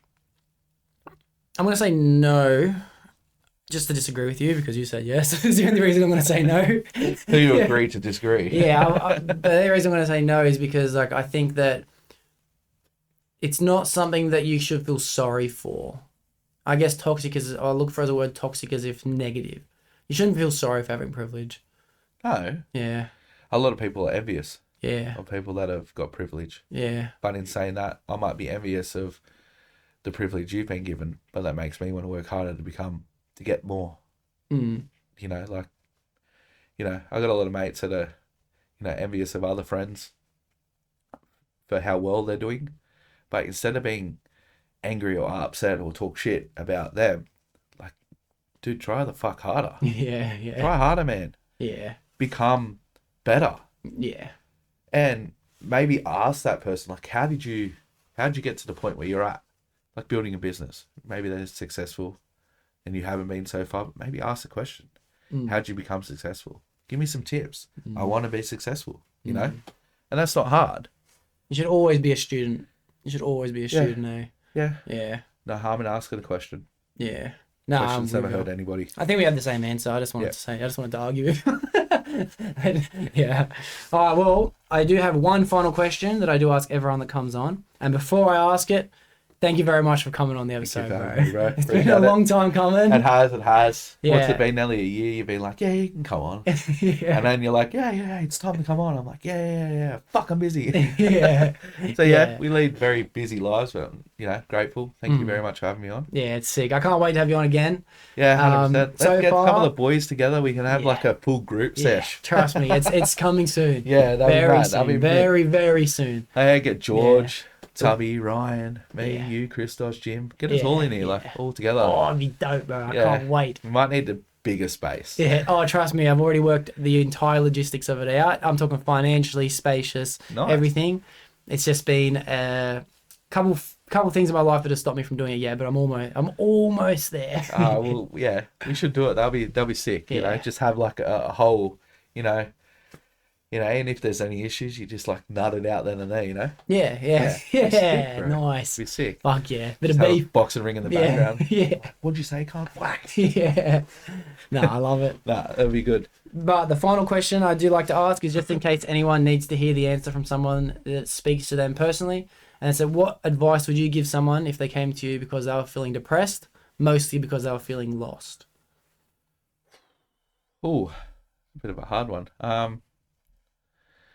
What advice would I give them if they're feeling lost? Find something maybe that would make you happy within yourself. So like for me, when I was feeling down, I'd go snowboarding because being in the mountains was sick. I loved it. So find something that, even if like none of my friends ride bikes, but I love riding my bike. My bike is my happy place. Find something that makes you happy and just focus on it, dude. Just focus on what makes you happy. Don't worry about what anyone else thinks. If someone has an issue with it, let them have an issue with it. But if you find something that makes you happy, focus on it. And over time, you focusing on that happiness will bring you out of the hole that you're in. It's so true, dude. So true. And I think it's important that everyone is lost. You know, everyone, when you think bigger and bigger and bigger, the more lost you become. Yeah. You know what I mean? Like I think lost is like, as you said it best, you don't have anything that you're fucking passionate about or interested in, but you got to find that one thing. Yeah. And then you're sweet after that. So yeah, couldn't have said it better myself. And I didn't know you snowboarded, and I fucking think that's hectic. Yeah, I haven't been for a little while because of the kids, but Corinne we were supposed to go down this year actually for a couple of trips. Me and White, you know my cousin White. Yeah. We used to sleep in the car at the snowfields, but it's fucking freezing. And you'd wake up in the morning and there's just yellow spots everywhere because we'd have a few cans when we get there. Yeah. Just yellow spots all around the car. It's like, all right, we'll park the car down there a bit further. But no, it was sick, man. Every second weekend I was snowboarding. Yeah. And that was life. Like we loved it. But I love my life now. I've had my outlets, riding my bike, like my Harley, you know, and just being with my kids, that makes me happy. Yeah, it's sick. So Envious. That's the privilege you have that I'm envious of too. Yeah. You'll get there, son. You'll Yeah. get there. I will. And I said, dude, I'm very, very grateful for this episode. I've Yeah, been so looking am I. forward to this episode. Yeah, so have I. I was driving here. I was like, what am I going to talk about? I'm like, fuck it, we'll just go. It just comes. I don't even think about it anymore. I just like seeing what I just like asking there certain questions, get you talking, and then being able to be like, hang on. What did you just say? Let's go into that. Yeah. Yeah. No, it's Yeah. been good. Thank you. Yeah. Thanks very much, man. So we'll do another one very soon. Yeah, with all the boys. Yeah, with all the boys. All the boys. Yeah, fuck Just yeah. get Christos on first. I'd love to see Yeah, this one, yeah. man. Yeah, that's the thing. No one can come on for the group one He'll until just sit Christos here does. with his fucking bag on and his puffer jacket. Yeah. He'd just sit there like that. Okay, Christos, how you going? Yeah, not bad. Yeah. That's one thing. No one can come on until Christos comes on. Yeah. So Yeah, Chris, get your fucking ass here, man. yeah. And Kieran, you're fucking close too, but no one can Kieran come on lives until you down do. the road. What's Yep. his problem? He's pussy. Call him out. You're a bitch. Yeah. No, I've spoken to him about it in depth, and he is going to come on very soon. Yeah. Yeah, Kieran can bring some good four-wheel driving adventures. Yeah, fuck yeah. Yeah, he might even get a look in for four-wheel drive 24/7. Yeah. Fuck yeah. But yeah, Alright. 100%, man. Thank you so much. Good, beautiful episode. That's a wrap. Shawty catch a vibe, yeah, I had to put her on. Bought a two-seater, yeah, we heading for the sun. Shawty got my high, I ain't tripping for the funds. Yeah, I won't start, I ain't tripping, I'm a stunt.